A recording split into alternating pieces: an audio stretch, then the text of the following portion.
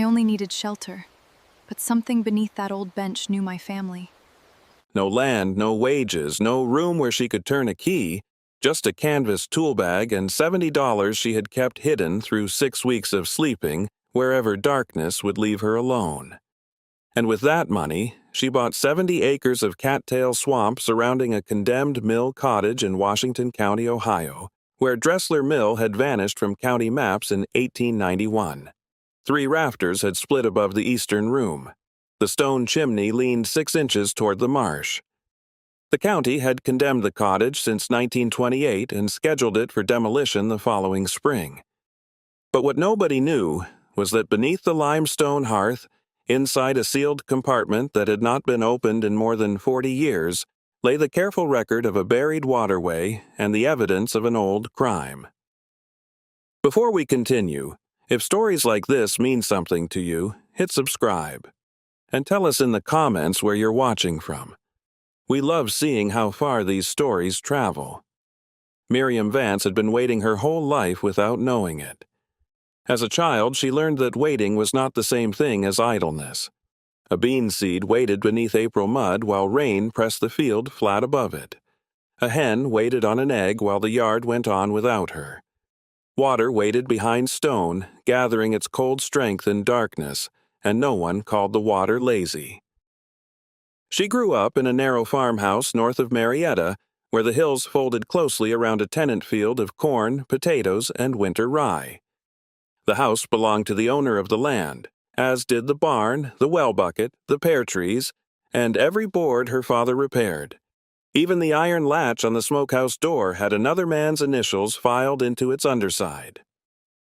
Her earliest work was carrying kindling from the sycamore grove. Later came eggs, milk pails, potato rows, and the patient stripping of bean pods at the kitchen table. By 9, she could tell from the weight of a cloud whether it held rain or only shadow. By 12, she knew how to brace a leaning fence post with creekstone, how to sharpen a hoe without taking too much steel, and how to listen to a pump handle for the dry complaint that came before a leather cup failed. The farm never yielded enough to make anyone secure. It yielded enough to make leaving seem wasteful. Her father, Everett Vance, was a measured man with square hands and a habit of cleaning tools before supper, even when the light had gone blue across the fields. He spoke rarely while working. When he did, his words concerned depth, distance, weather, or the honest condition of a thing. That hinge will last another winter. The south row needs lime. Do not cut against the grain.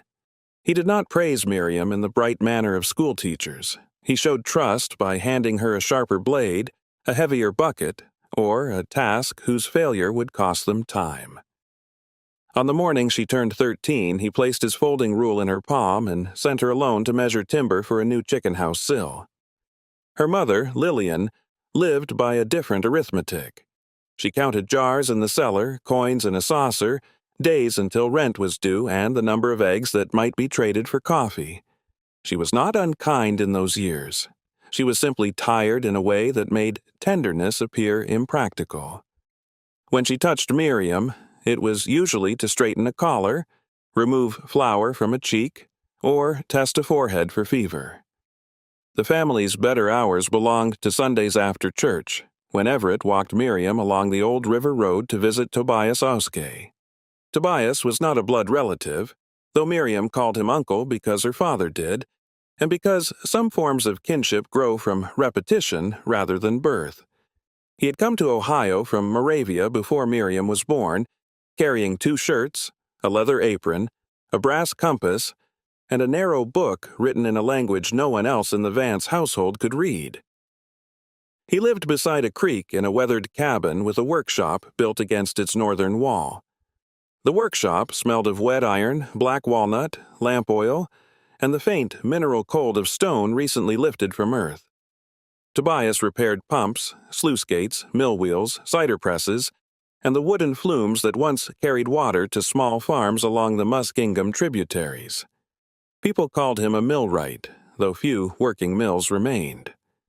On winter weekends, Miriam sat beside his bench while he shaped oak pins with a draw knife. In spring, she followed him into creek beds, where he studied the direction of silt and the color of moss on rock. He taught her that moving water left a language behind.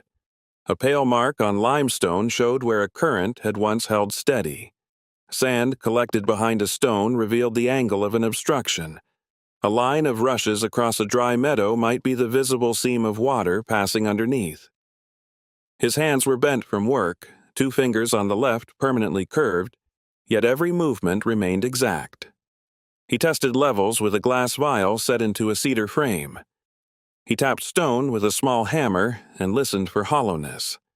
He carried red cotton thread in his pocket and used it to mark gradients too slight for Miriam's eyes. Their ritual began the same way each Saturday.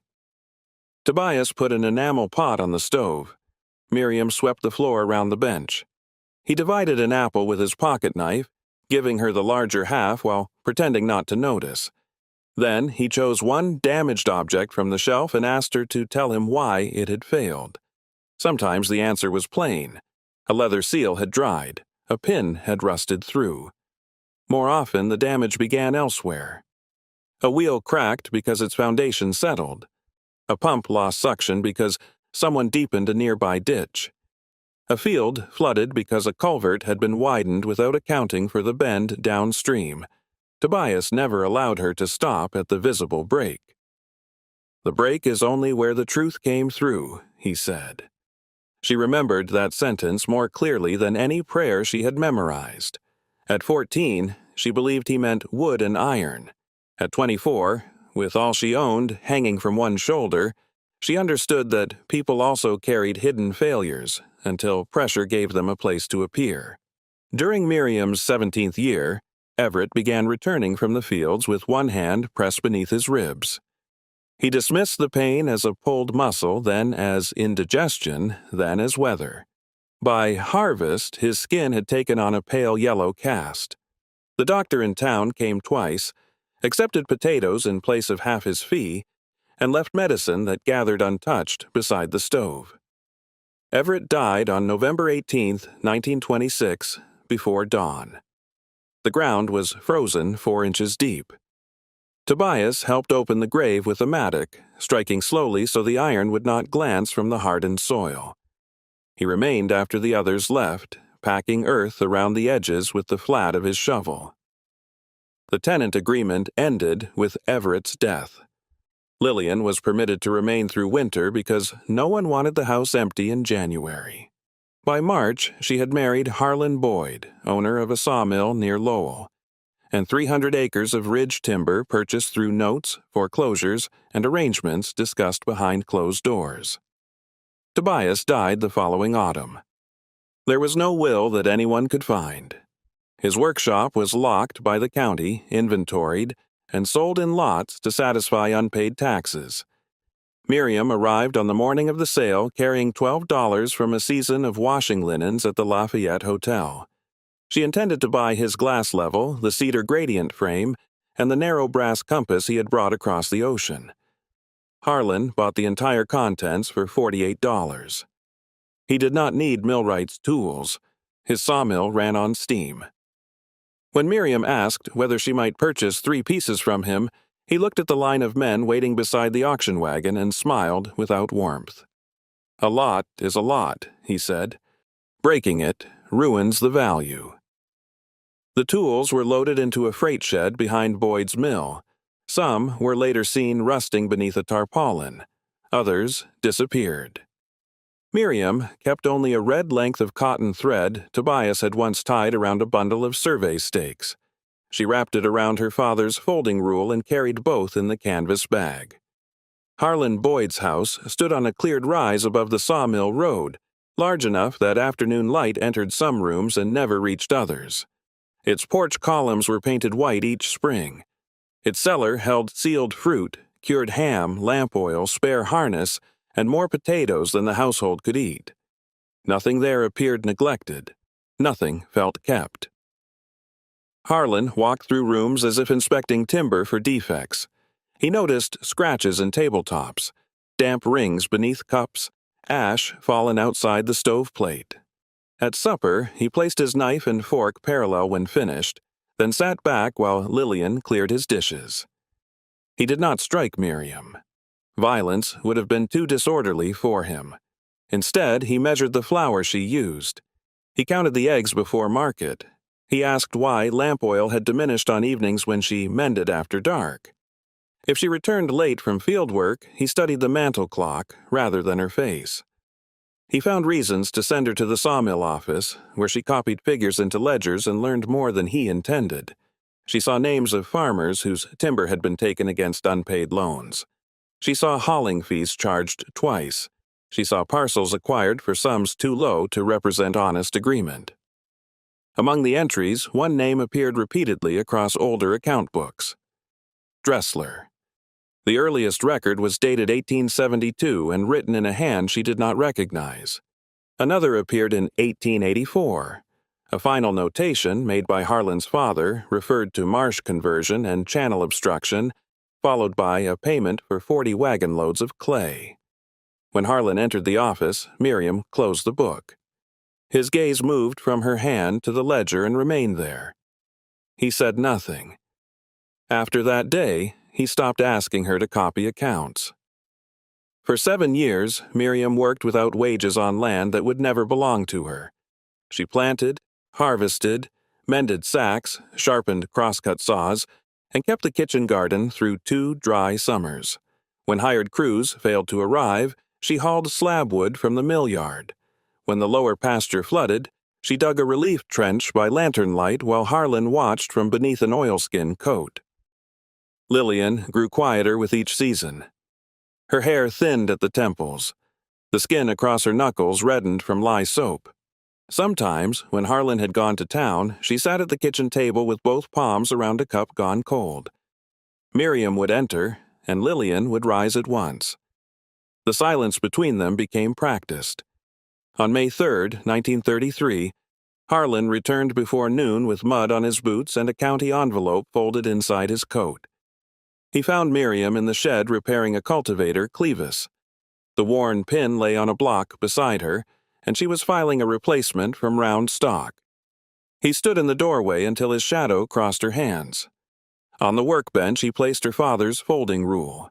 The red thread was gone. Beside it, he set a paper grocery sack containing 2 dresses, a comb, stockings darned at both heels, and the photograph of Everett taken before his marriage. The photograph had been removed from its walnut frame. One corner was bent inward. "You have until sundown to take what's yours." 8 words. Miriam set down the file. She wiped the iron dust from her fingers with a square of burlap and looked past him toward the house. Lillian stood behind the kitchen screen door.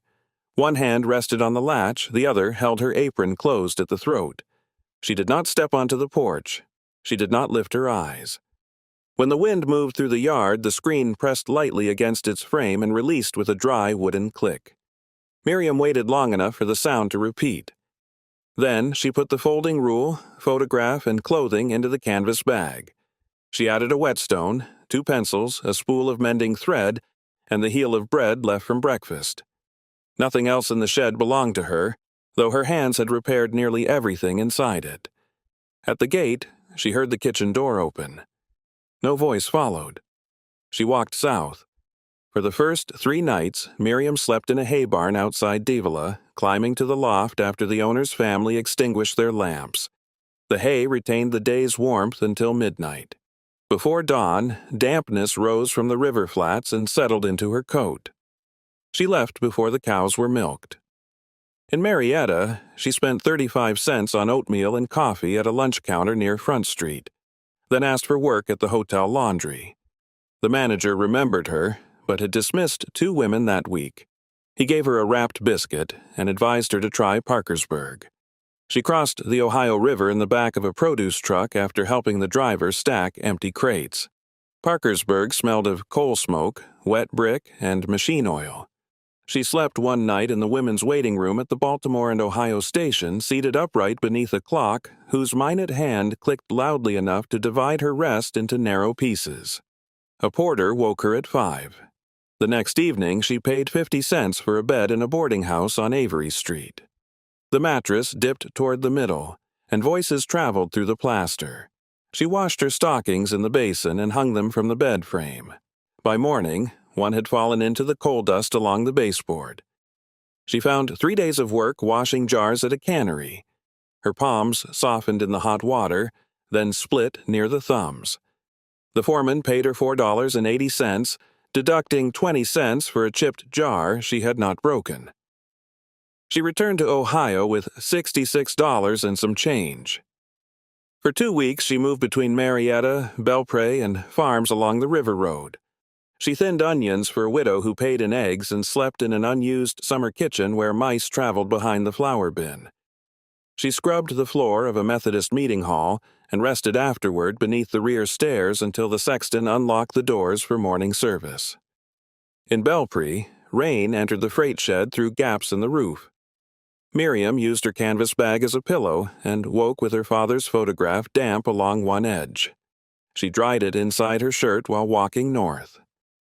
The money diminished carefully. 10 cents for soap, 15 for bread. A quarter for a bath at a rooming house whose proprietor watched the clock. 30 cents for a needle, a paper of safety pins, and a small tin of salve. She wrote each expense on the back page of a discarded feed invoice. The figures formed a descending column. She studied them nightly, not with fear, but with the practical attention she once gave jars in a cellar. During the 5th week, a woman named Mrs. Canfield allowed Miriam to sleep in the enclosed porch of her boarding house in exchange for peeling potatoes and carrying coal. The porch had 6 windows and no heat. At night, trolley sounds crossed the river air, softened by distance. Mrs. Canfield left tea beside the door each morning. She never asked why Miriam had no home. The 6th week began with heavy rain. Water climbed the curbs along 2nd Street and ran brown beneath parked automobiles. Miriam spent the morning seeking work at a bakery, a laundry, a dress shop, and a factory that made enameled cookware. At each place, someone shook a head before she finished asking. By afternoon, her shoes had taken in water. She entered the Washington County Public Library because it was dry, and because libraries allowed a person to remain seated without purchasing anything. Heat rose from the iron radiators. The windows smelled faintly of dust warmed by electricity. Somewhere beyond the reading room, a cartwheel squeaked at regular intervals. Miriam chose a chair near the newspaper rack and removed her shoes beneath the table. She set them on folded pages from an expired farm journal, toes toward the radiator. Her stockings steamed lightly. For an hour, she read employment notices. Housekeeper wanted, references required. Telephone operator, experience preferred. Seasonal bean pickers, transport not provided. Then, near the bottom of a county auction column, she found a notice bordered by 2 thin black rules. 70 acres, Lawrence Township, tax delinquent, predominantly marsh. Improvements include condemned 1-story mill cottage, stone chimney, collapsed outbuilding, failed well, and remnants of unidentified foundation. No county road maintenance beyond dry run crossing. Minimum bid, $70. Purchaser assumes clearing and demolition obligations. Below the description appeared the former name. Dressler Mill Parcel. Miriam read the notice once. Then she moved closer to the window and read it again. The rain had softened the street outside, blurring automobiles and shop fronts into long gray shapes. A delivery boy ran past with a newspaper over his head. Water slipped from the library cornice in a steady silver line. She took Tobias's red thread from the pocket inside her canvas bag. Only 7 inches remained. The rest had been lost somewhere between Boyd's shed and the county road. She laid the thread across the printed words remnants of unidentified foundation. A marsh conversion. Channel obstruction. 40 wagon loads of clay. She did not know what the older ledgers meant. She did not know whether Dressler Mill had stood on that exact parcel, nor why Harlan's family had paid to alter ground they did not own. She knew only that men rarely hauled 40 wagons of clay into a worthless swamp without expecting the earth to remember. At the reference desk, she asked for county atlases. The librarian, Miss Weller, wore rimless spectacles attached to a fine chain. She brought 2 volumes from a locked cabinet and placed cotton gloves beside them. One atlas dated to 1875. On its hand-colored township page, a blue line left Dry Run, crossed the Dressler property, and entered a rectangular mark labeled M. Mill. The later atlas showed only Marsh. Miriam placed her folding rule along the map's scale. She measured the blue line twice, recording its length on the feed invoice beneath her expenses. Before the library closed, Miss Weller gave her a pencil sharpened at both ends and a sheet of brown wrapping paper to protect the copied map from rain. "You planning to buy it?" the librarian asked. Miriam folded the paper into quarters. "I am planning to see it." At dawn the next morning, she returned to the boarding house porch, packed her damp clothing, and counted the money inside a tobacco tin. There was enough for the minimum bid, though paying it would leave almost nothing for food, transport, or the county recording fee. Mrs. Canfield stood in the kitchen doorway holding a paper sack. Inside were 2 boiled eggs, 4 biscuits, and an apple with 1 bruised side. "Road is poor after rain," she said. Miriam fastened the canvas bag. "I have walked poor roads." She traveled to the county auction in the back seat of a mail carrier's Ford, paying for the ride by changing a tire outside Reno. The carrier left her at the courthouse steps shortly before 10. Farmers, speculators, timber buyers, and men in clean collars gathered beneath the stone portico. Harlan Boyd stood near the doors with his attorney. When Miriam approached the registration table, his attention settled on the canvas bag, then on her wet shoes. The Dressler parcel came late in the sale. No one bid when the clerk named the minimum. Harlan looked across the room and smiled. Miriam raised her hand. A murmur moved through the benches, faint and dry as mice inside a wall. The clerk repeated the amount. He waited. Harlan removed the auction sheet from his attorney's hand, crumpled it once, and tossed it toward Miriam's feet. It landed face down. No second bid came. The brass hammer descended. By noon, Miriam had a receipt, a provisional deed, 43 cents, and directions to a property no county employee believed could support a house, a field, or a single useful season.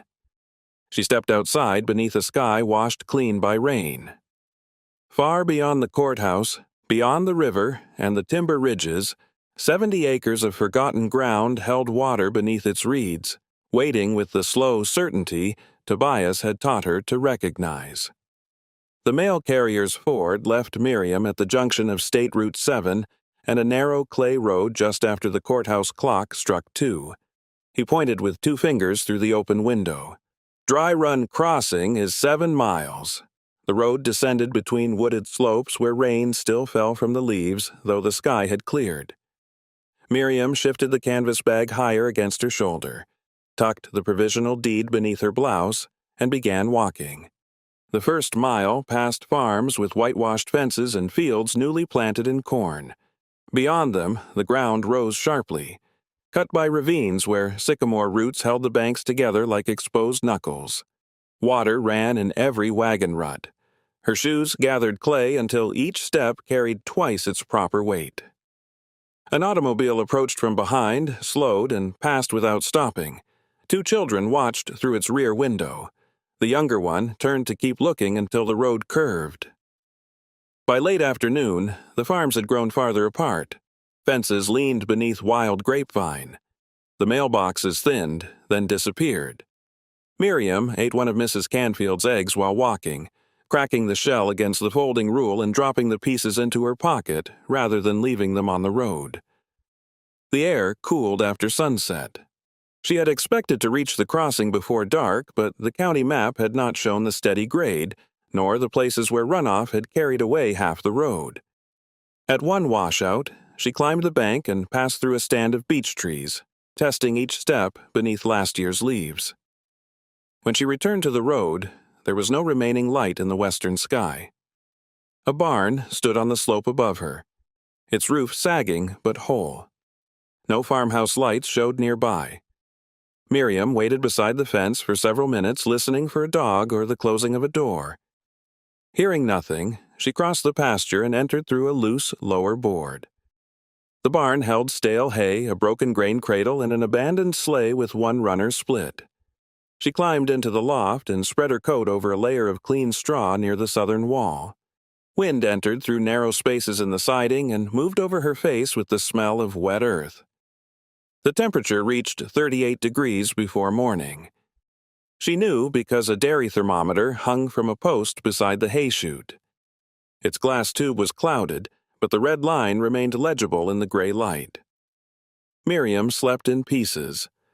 Once, she woke to the sound of hooves below and found a sorrel mare standing in the aisle, rain darkening its back.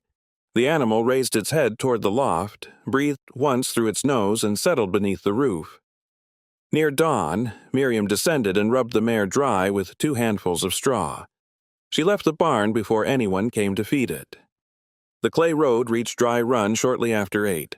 The crossing consisted of broad stones laid beneath shallow water, several now shifted by spring floods. Miriam removed her shoes, tied them by their laces to the canvas bag, and stepped into the current. The water was cold enough to ache behind her knees. On the far bank, she dried her feet with the inside hem of her skirt and continued toward Lawrence Township. Her final biscuit had hardened overnight. She softened it in creek water, ate half, and saved the rest. A mile beyond the crossing, the road widened and became gravel. The town appeared without announcement. First, a church steeple above maple branches, then a row of roofs descending toward a bend in the creek. The place was called Stonebridge, though the original bridge had been replaced with timber after the flood of 1913. There were 5 businesses along its main street. A hardware store occupied a brick building whose front windows displayed kerosene lanterns, galvanized pails, stovepipe, and rolls of wire fencing. Beside it stood the Blue Heron Cafe, where white curtains moved above 3 round tables. Across the street, a feed mill turned slowly beside the creek, its belt wheel groaning at each revolution. A barber shop displayed a striped porcelain pole faded almost to gray. At the corner, the Osborne Pharmacy advertised castor oil, tooth powder, and ice cream in black letters painted directly onto the glass. Farther down, a gasoline pump stood before a repair garage with both doors open. A man beneath an automobile struck metal twice with a hammer and then became still. Miriam stopped outside the cafe. Through the window, she saw a woman carrying a plate of eggs to a customer. Coffee steamed in thick cups. A pie rested beneath a glass cover near the register, its crust cut into 7 deliberate pieces. Miriam touched the tobacco tin in her pocket. 43 cents. She walked on. The county clerk's branch office occupied 2 rooms behind the township meeting hall. The front door was open, held by a cast-iron weight shaped like a sleeping dog. Inside, the air smelled of floor wax paper and damp wool. A ceiling fan turned without making the room cooler.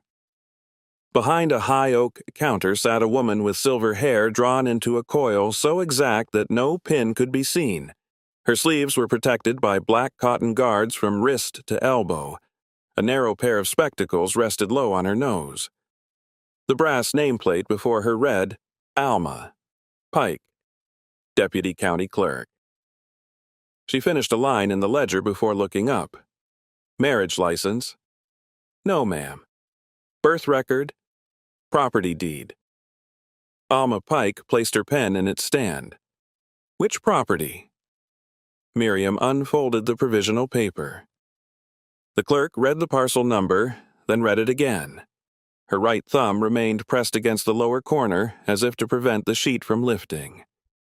You bought this yesterday. Yes, ma'am, for the minimum. Yes, ma'am. Alma rose and crossed to a wall cabinet. She opened it with a key suspended from her waist and removed a file tied with cotton tape. Dust had gathered along its upper edge. She carried it to the counter but did not untie it. You understand there is no maintained road after the west boundary. Yes, ma'am. You understand the bridge shown on the 1910 survey is gone. Yes, ma'am. You understand the well was declared unfit after the flood of 1927. Yes, ma'am. The building has no insurance value. Yes, ma'am. The eastern roof may not carry another snow. Yes, ma'am. Alma's mouth tightened slightly. You understand 70 acres of marsh cannot be plowed merely because a deed calls it acreage. Miriam looked at the tied file. I understand that someone paid to turn it into marsh. The fan continued its slow rotation. Outside, a truck changed gears on the main street. The sound climbed, held, then diminished beyond the meeting hall. Alma untied the cotton tape. Inside were tax records, survey copies, condemnation notices, and 3 photographs mounted on stiff gray paper. The first showed the cottage when its roofline was straight. The second showed a mill building extending over a narrow channel, with a wheel enclosed beneath a timber shed. The third had been taken after a flood. Only water, broken roof timbers, and the upper half of the chimney remained visible. Where did you hear that? Alma asked. In a ledger. Whose ledger? Miriam did not answer.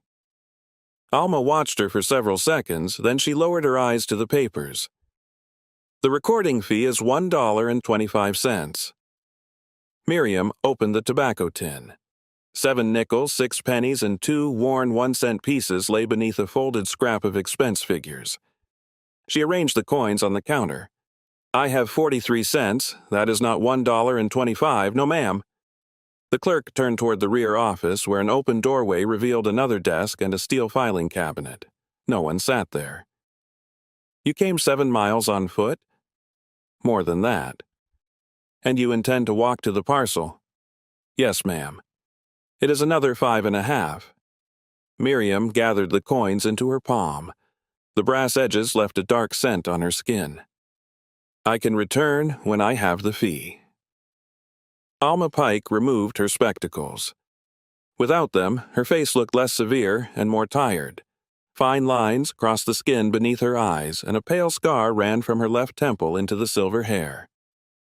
She opened the center drawer of the counter, took out a brown leather purse, and counted 82 cents beside Miriam's money. This is not charity, she said. Miriam remained still. The county overcharged my father for a culvert permit in 1906. I have been waiting for a suitable correction. The coins rested between them. That does not sound exact, Miriam said. For the first time, the clerk's expression shifted. It was not quite a smile, but something nearby. Government corrections rarely are. She carried the deed into the rear room. Miriam heard the scrape of paper beneath a ruler, followed by the turning of a press. Alma returned with the document laid flat between both hands. At its lower margin, a red seal had been fixed beneath an embossed impression. The clerk positioned the paper under a brass recording stamp. The handle was polished where decades of palms had pressed it. When Alma drew it down, the mechanism struck with a dense, final sound that seemed too large for the narrow room. She wrote the book and page number in dark blue ink. The land became Miriam's in that instant, not because the earth had altered, nor because the reeds bowed differently under the wind, but because a woman in black sleeve guards entered her name into a ledger and closed the cover over it. Alma sprinkled the wet writing with fine sand, waited, and tipped the excess into a tray. Then she began giving directions. Follow Main Street east until the gravel ends. Keep left at the schoolhouse. You will cross a cattle guard and pass a white barn with a red lightning rod. After that, the road divides beside 2 walnut trees. She drew a map on the back of an expired dog license form. Take the lower track. The upper one belongs to the Boyd timber lease. Miriam looked up. Alma continued writing. After 3/4 of a mile, you will see a stone post on your right. The parcel begins there. The cottage is not visible from the road in summer. Follow the raised ground between the sedges. She pushed the map across the counter. Then her gaze settled on the signature line of the deed. Miriam Vance. The clerk's forefinger rested just below the surname. Everett Vance's girl? Miriam's hand closed around the edge of the canvas bag. Yes, ma'am. Alma sat back. He used to come through town with Tobias Oskay. The name entered the room softly. Miriam did not move. They repaired the feed mill gate one spring, Alma said. Must have been 1918. The creek had lifted the lower hinge from its stone socket. Every man here said the gate needed replacing. Tobias reset it with an oak pin and a wedge of limestone. She returned the spectacles to her face. Your father stood waist-deep in water all morning, holding the gate upright. Miriam could see him there without effort, sleeves rolled above the elbow, shirt dark against his back, hands braced on wet timber, while Tobias listened to stone. Did Tobias ever speak of the Dresslers? She asked. Alma's pen stopped over the open ledger. Not directly. Indirectly? The clerk turned her head toward the file cabinet. He came here twice looking for the original mill survey, once in 1924, again a few months before he died. Did he find it? The earliest survey book was missing. Still missing? Yes. Alma closed the ledger, but he found something else, a drainage petition from 1888. 3 landowners asked the county for permission to block the mill race because they claimed stagnant water was causing fever. Which landowners? The petition copy did not include the signature page. Miriam looked at the tied file. Was Boyd one of them? I cannot say what a record does not show. It was the sort of answer Tobias might have respected. Alma folded the directions and placed them inside the deed. Your surname was entered on that property once before. Miriam waited. Not as owner, as witness. The clerk opened the file again and removed a brittle tax notice. At the bottom, beside a description of unpaid mill assessments, 2 men had signed to confirm delivery. One signature belonged to Samuel Dressler. The second was written in narrow black strokes. Jonas Vance. Miriam read it twice. Who was he? I hoped you might know. The paper dated to 1889, more than 40 years before Everett's death. Miriam had never heard the name. Her father spoke little about his family except to say they had come downriver from Pennsylvania, worked where they could, and kept no land long enough for stories to attach themselves. Alma returned the notice to its sleeve. Your father asked about that signature, she said. So did Tobias. When? The last winter, Everett was alive. The room seemed to settle around the answer. Outside, someone rolled a barrel across the boardwalk. The hoops struck each plank with a hollow rhythm. Why did they ask? Everett said Tobias had found a stone bearing a Millwright's mark near the marsh, a circle crossed by 3 lines. Miriam knew the symbol. Tobias had carved it into the cedar handle of his level and stamped it onto every sluice gate he repaired. Did they go to the property? Alma straightened the stack of records. Your father signed the visitor book at the clerk's office. What he did afterward was his own business. Miriam folded the deed into the brown wrapping paper from the library. She placed the packet between the 2 dresses in her bag, away from the damp outer canvas. Alma Pike came around the counter. Standing, she was shorter than Miriam had expected. Her black shoes were polished, but the left sole had been repaired with 3 visible rows of brass tacks. Before you leave, she said, there is something else you should understand. Miriam waited for another warning. Instead, the clerk opened a narrow closet and removed a gray wool blanket rolled around itself. One edge had been mended with blue thread. The county kept this for stranded motorists during the flood. We have not had a stranded motorist in 6 years. I cannot pay for it. I did not name a price. Alma handed her the blanket. Return it when you no longer need it. Miriam accepted the roll. The wool smelled faintly of cedar shavings and winter storage. At the doorway, she turned. Why did Tobias want the original survey? Alma stood beside the counter, one hand resting on the tied file. He said a channel can be covered, she replied. It cannot be persuaded that it never existed. The hardware store clock showed 20 minutes after 10 when Miriam resumed walking. Main Street ended beside the schoolhouse, a 2-room brick building with a bell tower and 4 young elms planted at exact intervals. Children watched from an open window as she passed. A girl with 2 dark braids lifted her hand. Miriam lifted hers in return. Beyond the cattle guard, the gravel thinned. The white barn appeared on the left, its red lightning rod rising above the roof ridge. An elderly man forked manure into a wagon near the doors. He paused and leaned on the handle as Miriam approached. "You headed to the swamp place?" "Yes." His eyes moved to the rolled blanket, the canvas bag, and the clay dried along her skirt. "Road is softer past the walnuts. I will keep to the edge." He nodded toward a stone jar beside the barn wall. "Pump water, there is sound." Miriam drank from the tin dipper. The water tasted of iron and deep ground, cold enough to leave an ache in her teeth. She filled Mrs. Canfield's paper sack with 2 cups for later, folding the top tightly. The farmer watched. Names Enoch Bell. Miriam Vance. His face changed by a degree. Everett's daughter. She had not expected her father's name to travel this far. Enoch returned the fork to the wagon. Knew him some. Kept a straight furrow. The praise was modest and therefore trustworthy. A dog emerged from beneath the wagon, yellow with a white throat and 1 torn ear. It sniffed the hem of Miriam's skirt, circled once, and began following her.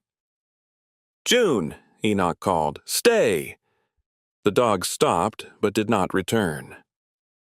Miriam continued along the road. When she looked back at the bend, June still stood in the center of it, watching. The 2 walnut trees grew where Alma had described, one on either side of the division. Their trunks were black from rain, nearly 3 feet across, with roots lifting the ground around them. The upper track bore fresh wagon marks leading toward distant timber. The lower descended into grass. Miriam chose the lower way. The track had once been laid with crushed stone. Remnants remained beneath moss and flattened leaves. A row of hedge apples marked one side, their branches knitted thickly together. On the other, the ground fell toward a shallow basin filled with sedges and standing water. Red-winged blackbirds lifted from the reeds. Their wings flashed scarlet, then closed into black. After half a mile, the track narrowed beneath walnut branches. Several trees had grown from the remains of an earlier line, their spacing too deliberate to be natural. One carried an iron spike, nearly swallowed by bark. Another held the faded remnant of a porcelain insulator, suggesting that a wire had once run toward the mill. The stone boundary post stood waist-high and leaned east. Lichen covered its northern face. On the southern side, beneath moss, Miriam cleared with her thumb. The letters DM had been cut into the limestone. Dressler Mill. She placed one hand on the post. The stone retained the night's cold. Beyond it, the raised ground entered the marsh as a narrow spine. Reeds grew shoulder-high on both sides.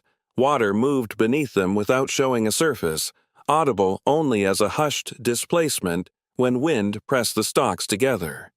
Miriam stepped onto the embankment. The footing was firmer than she expected.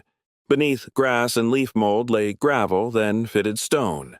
It had once been a road or the upper edge of a channel bank. Blackberry canes crossed it in several places, and she used the folding rule to lift them aside. The cottage appeared slowly. First came the chimney, rising crookedly above the reeds. Then the roof, dark with moss along its northern pitch. Finally, as the embankment curved, the whole structure emerged beneath 2 walnut trees. It was larger than the auction notice had suggested. The front measured approximately 32 feet from corner to corner.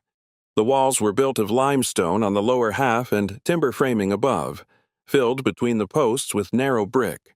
Weathered clapboards remained on the western side, though many had loosened and curled away from their nails. The roof was steep, covered in cedar shingles blackened by rain and age. A depression ran along the eastern slope where the split rafters had allowed the ridge to settle. Near the chimney, shingles were missing entirely, exposing felt and gray lath. The chimney rose from the southern wall, constructed of dressed limestone below the eaves and red brick above. Its lean was plain from the road. 2 iron braces had once secured it to the roof, but one had pulled loose and hung downward like a bent arm. 4 windows faced the front. One contained no glass. 2 held cracked panes clouded with mineral deposits. The 4th was covered from within by a warped shutter. A porch extended across half the facade, 6 feet deep and supported by stone piers. Its boards had failed near the steps, leaving a dark opening where ferns grew from the crawlspace. Above the door, a rectangular wooden sign remained attached by a single square nail.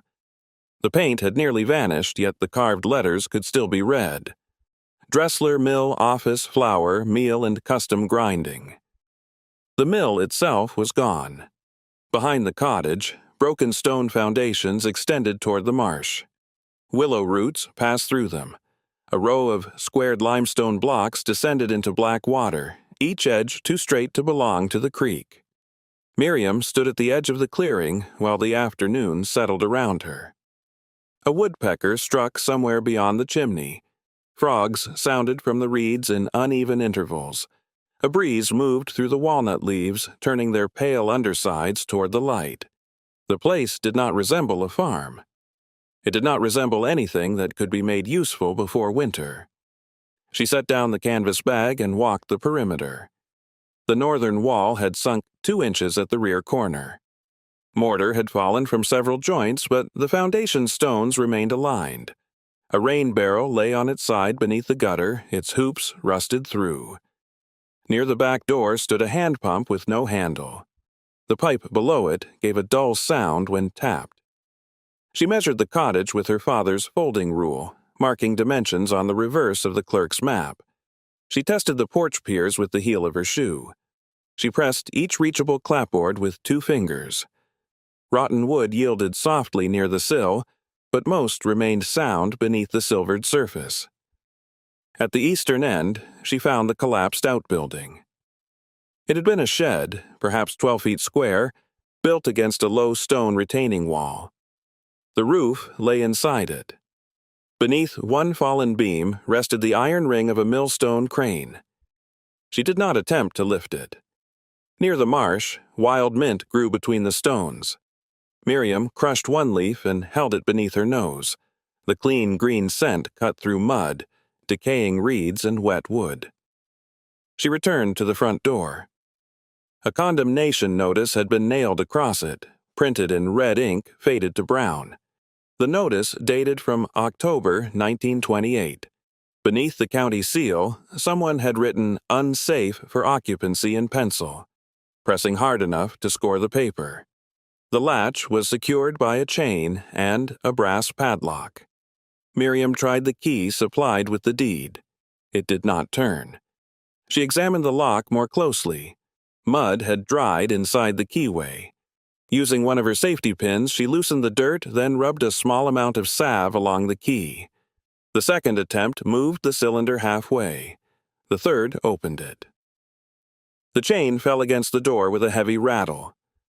She lifted the condemnation notice from its lower nail rather than tearing it and folded it upward.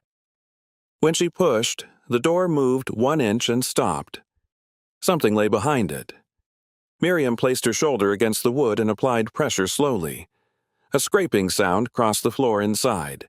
Dust emerged through the opening in a pale line. The gap widened enough for her to enter sideways. The first sensation was cold. Not the fresh cold of creek water, but a stored chill held in stone, plaster, and shaded timber.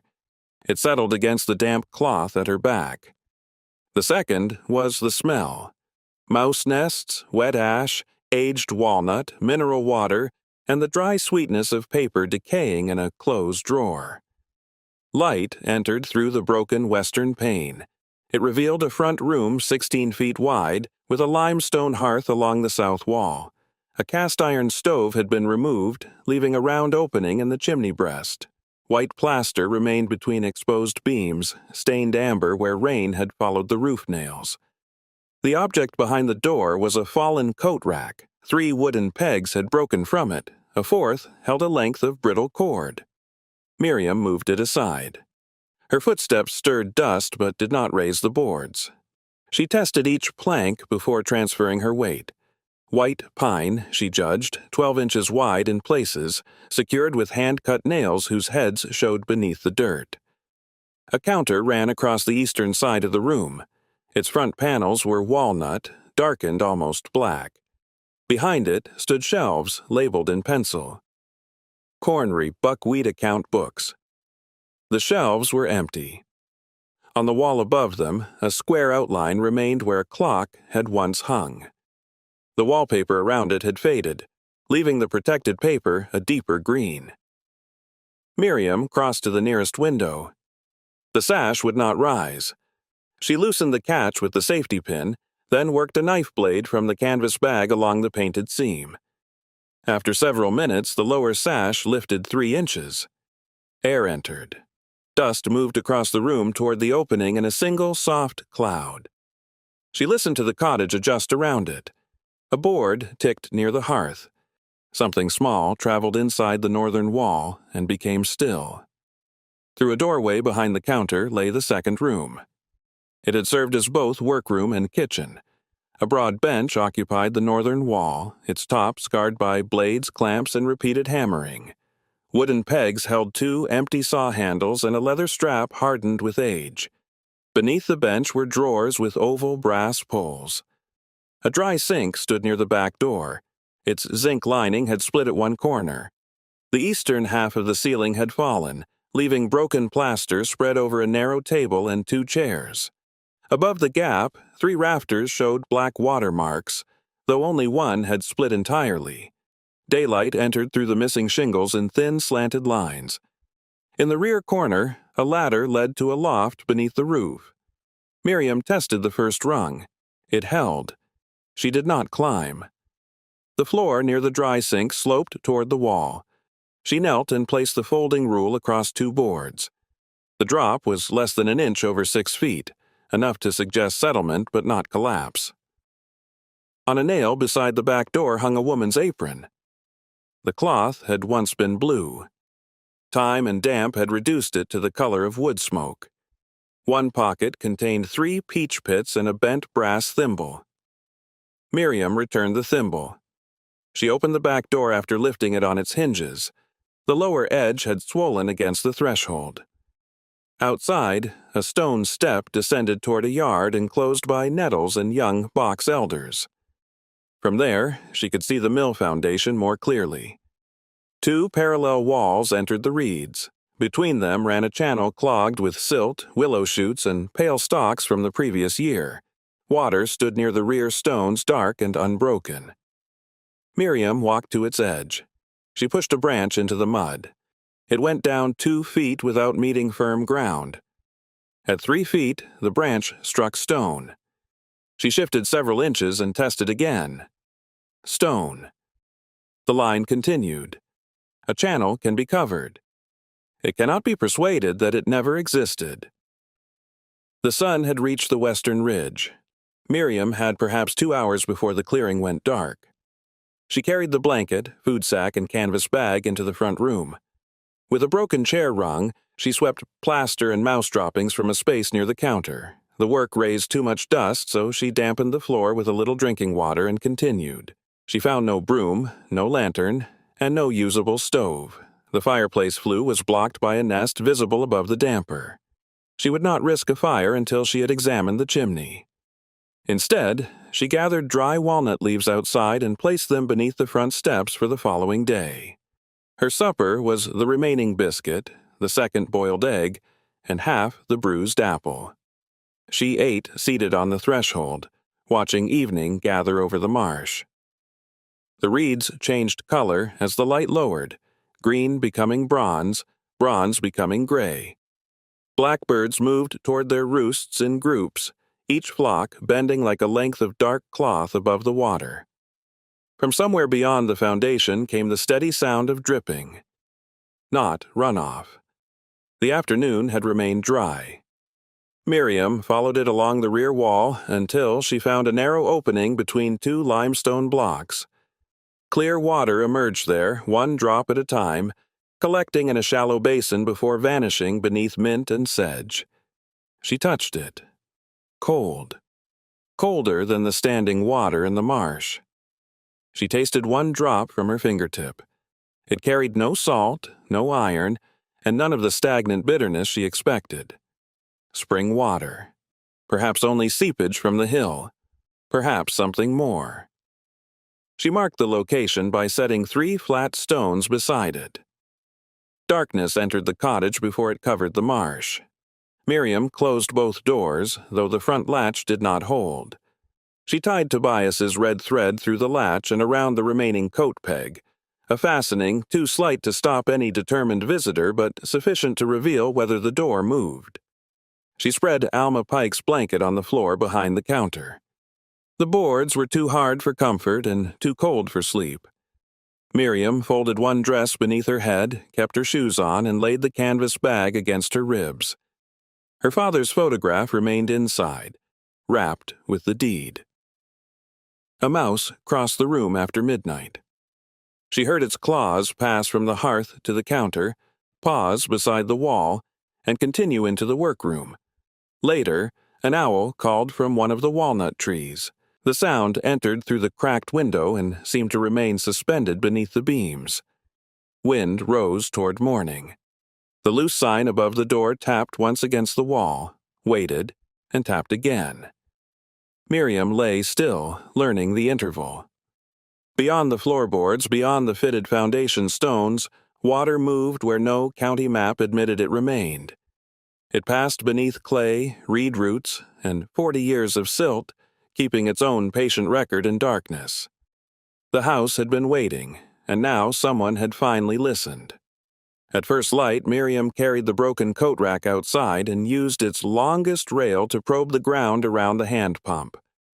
The pipe descended through a collar of dressed limestone, each block cut with the same careful joints as the cottage foundation.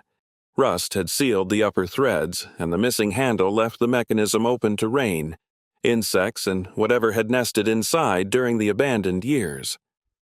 She lowered a pebble into the pipe. It struck once, then struck water. Miriam counted the interval and repeated the test with a second stone. The depth was greater than she could draw by hand, yet not so great that the well had necessarily failed.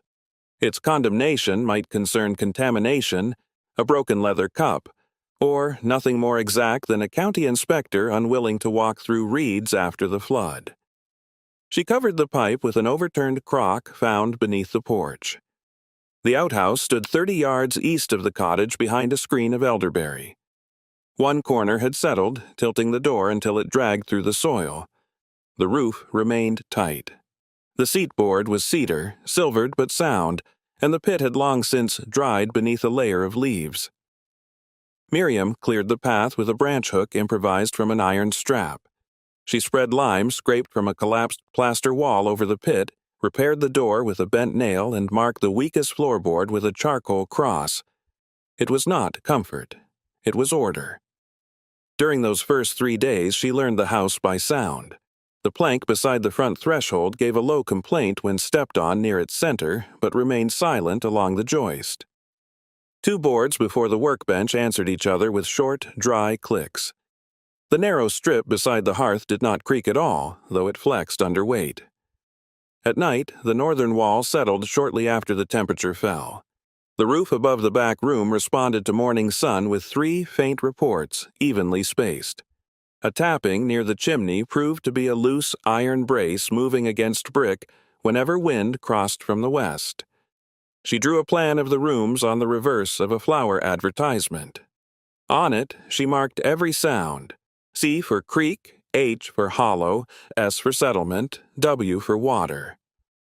The hollow places interested her most. Near the workbench, one board returned a thinner sound than those around it, but a crawl beneath the house showed only an empty joist bay. Beside the front counter, 3 planks had been replaced at some later date, their saw marks circular rather than vertical. Beneath them lay packed earth and a broken ledger cover. The hearth was different. Its limestone apron measured 6 feet across and 4 feet deep. The stones were broad, well-fitted, and darkened near the firebox by soot ground into their pores. At the center, one slab gave back almost no sound when struck with her knuckle. The stone to its right answered with a dense note. The stone to its left produced a faint resonance. Miriam marked both with chalk. Then she left them alone. The marsh required attention before the house could have it. She cut a path to the seep behind the foundation and widened the shallow basin with a spoon-shaped piece of tin. Water gathered more quickly once the mint roots were lifted. By the end of the second day, the basin had filled, spilled, and begun tracing a clear thread through the black surface water. Dragonflies hovered above it. Miriam boiled a sample over a cautious fire outside, using a rusted coffee pot she found beneath the dry sink. She held the water at a rolling boil for 10 minutes, cooled it beneath a cloth, and drank half a cup. There was no bitter taste. She waited through the afternoon before drinking more. On the third morning, she rose without fever, stomach pain, or dizziness. The seep would serve until the pump could be opened. Food presented the more immediate problem. The eggs were gone. The biscuits had been reduced to crumbs inside their paper sack. Half an apple remained, its bruised side turning brown. Miriam ate it beneath the walnut trees and watched mist loosen from the marsh. Then she folded Alma Pike's blanket, set the condemnation notice flat beneath a stone to protect it from rain, and walked back toward Stonebridge. The yellow dog met her near the white barn. June emerged from the ditch with burrs along one flank and followed at Miriam's heel despite Enoch Bell calling from the pasture. This time, he did not insist that the dog remain. "She knows the road better than either of us," he said. Miriam paused beside the fence. "Does the hardware store buy labor? Mr. Coyle buys what he needs. Sometimes he discovers what he needs after somebody offers it. Does he extend credit?" Enoch set a gate hinge against its post and drove the pin with the wooden handle of his pliers. To people he expects to see again. It was not an answer intended to comfort her. June walked beside Miriam into town, stopping at every culvert to inspect the water. Coyle Hardware occupied the brick storefront beside the cafe. Its bell sounded once when Miriam entered, and again when June slipped through before the door closed. The interior was deeper than the windows suggested. Wooden bins rose from floor to ceiling, labeled with hand-painted cards, bolts, screws, hinges, stove fittings, lamp parts, rope, rivets. Shovels and rakes hung overhead with their handles pointing toward the rear.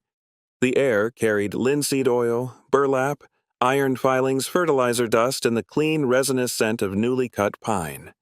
A row of glass-fronted cases displayed pocket knives, sharpening stones, padlocks, thermometers, plumb bobs, and carpenter's pencils sold by the dozen. Behind the counter stood a man with broad shoulders, a narrow waist, and a right hand missing the last joint of its smallest finger. His gray mustache had been trimmed so level it might have been set with a ruler. He was repairing the wick mechanism of a kerosene lamp. "No dogs," he said without looking up. June lay down beside the door. The man adjusted a brass gear. "That dog does not belong to you." "No. Then I cannot hold you responsible for her." He fitted the wick wheel into place, turned it twice, and looked at Miriam. His left eye was brown. His right was pale blue and slightly clouded. "What do you need? A pump handle, a leather cup, chimney brushes, food if you carry it, and work if you have any." "Which first? Work." He placed the repaired lamp beneath the counter. "Name? Miriam Vance. Property? Dressler parcel." Mr. Coyle studied her damp hem and the roll of brown paper beneath her arm. "Alma said somebody finally bought it. She speaks quickly. She has a telephone." He came around the counter and crossed to the front window. From there, he could see the Blue Heron Cafe, the feed mill, and the road rising toward the schoolhouse. What work do you know?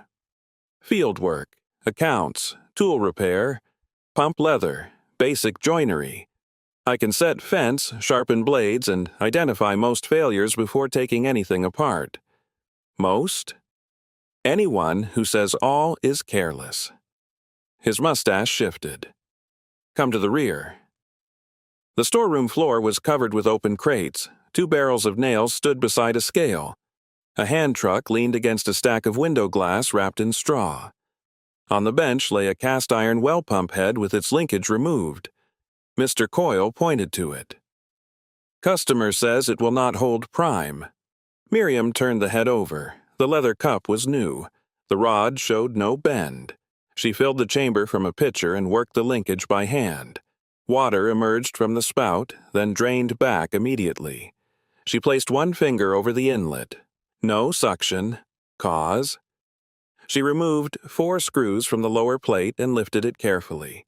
A grain of limestone was caught beneath the check valve, no larger than a lentil. She set it on the bench. The cup was replaced because the leak sounded like worn leather. The valve was not cleaned. Mr. Coyle looked at the stone. 40 minutes, he said. For what? How long my clerk spent changing that cup yesterday. He carried the pump head toward the front. Miriam followed. At the counter, he opened a ledger bound in cracked black cloth. I do not pay wages for showing me mistakes already made. I did not ask you to. You asked for work. I did. He dipped his pen. I can offer credit. How much? $5. At what interest? None for 30 days. 1% each month after. What security? The deed? No. The answer came before she considered softening it. Mr. Coyle set down the pen. June raised her head near the door. Miriam rested both palms on the counter. The deed does not leave my possession. Then the tools do not leave mine. Use the account book as security. If I fail to pay, you close the account and tell every farmer between here and the river. Reputation cannot be sold at auction. It can be lost there. The hardware owner looked toward the open ledger. Its pages held columns of names, dates, quantities, and small payments made over long seasons. How much cash have you? Miriam placed her coins on the counter. He counted them once. You will need food before mortar. Yes. You will need lamp oil before roofing felt. Yes. You will need a broom before either. Yes. He drew a line across the page. Credit, $8. Term, 60 days. No deed hold. Below it, he wrote her name. Sign. Miriam read each line before taking the pen. Mr. Coyle watched her do it. You read contracts. I read what is meant to hold me. Your father did the same. The sentence was offered without ceremony. Miriam signed. Mr. Coyle turned toward the shelves. They built the first list together. 1 corn broom, 38 cents, 2 pounds of navy beans, 18 cents, 5 pounds of cornmeal, 22 cents, salt pork, 1 pound, 19 cents, lamp oil, 1 quart, 14 cents, 6 candles, 12 cents, 2 boxes of matches, 6 cents, a tin cup, 8 cents, lye soap, 9 cents, 1 used pump handle from the repair bin, 25 cents, 1 6-inch leather pump cup, 17 cents, valve leather, 4 cents, 3 feet of galvanized rod, 21 cents, 2 cotter pins, 2 cents. A chimney brush would have cost $1.10, more than Miriam was willing to place against the account before knowing the flue dimensions. Mr. Coyle instead sold her a coil of stiff stove wire for 11 cents and gave her a bundle of worn feed sacks. Weight them with stones, he said. Do not stand beneath what you dislodge. He added 2 carpenter's pencils at no charge. Then he reached beneath the counter and withdrew a paper-bound manual whose corners had softened from handling. The farm home repair companion roofs, flues, floors, foundations, and wells. The publication date was 1922. Several pages had been marked with grease. "This belongs to the lending shelf," he said. I saw no lending shelf. "It is behind the counter." "What is the return date, when you no longer need it?" Miriam opened to the section on chimneys. Diagrams showed flue offsets, soot shelves, clean-out doors, and methods for testing draft with a candle flame. Mr. Coyle packed the food and hardware into 2 flour sacks. "How will you carry those?" "One at a time if necessary." The bell above the door sounded. A broad woman entered from the cafe carrying a plate covered with a second plate. Her hair was pinned beneath a white scarf, and flour marked one forearm. She set the plates on the counter. "Alma says the swamp girl has not eaten properly." Mr. Coyle did not turn. "Alma cannot see through walls, she can see through people." The woman uncovered the plate. 2 fried eggs, potatoes, and a thick slice of bread rested beneath the upper dish. She looked directly at Miriam. "Doris Vale. Cafe next door. I cannot pay. I did not bring a bill. I can wash dishes. Eat before the grease hardens." Miriam ate, standing at the counter, while Mr. Coyle wrapped the pump parts. Doris returned to the cafe without watching the plate empty. When Miriam finished, she washed both dishes at the hardware sink and dried them with one of the feed sacks. Mr. Coyle placed a narrow paper package beside her supplies. Inside were 3 strips of smoked bacon. "That is not on the list," she said. "Mouse bait. It appears well cut for mice. My mice are particular." She carried one sack over her shoulder and the other against her hip. June followed. At the White Barn, Enoch Bell allowed her to borrow a wooden wheelbarrow whose wheel squealed every 8th rotation. She promised to return it by evening. "You will not," he said. "Road is mud." "Tomorrow, then. Keep it until the road dries." The wheelbarrow carried the weight but magnified every stone beneath its iron rim. By the time Miriam reached the walnut fork, both palms had begun to blister. She wrapped them in strips cut from a feed sack and continued. At the cottage, she stored food in the highest cabinet, swept the front room, then swept it again after dust settled. Mouse nests filled 3 corners behind the counter. One had been made from shredded mill invoices, each scrap bearing fractions, flour weights, and names rendered unreadable by teeth. She placed the fragments in a tin rather than burning them. The pump took most of the 4th morning. The used handle fit the pivot but required a new pin filed from galvanized rod.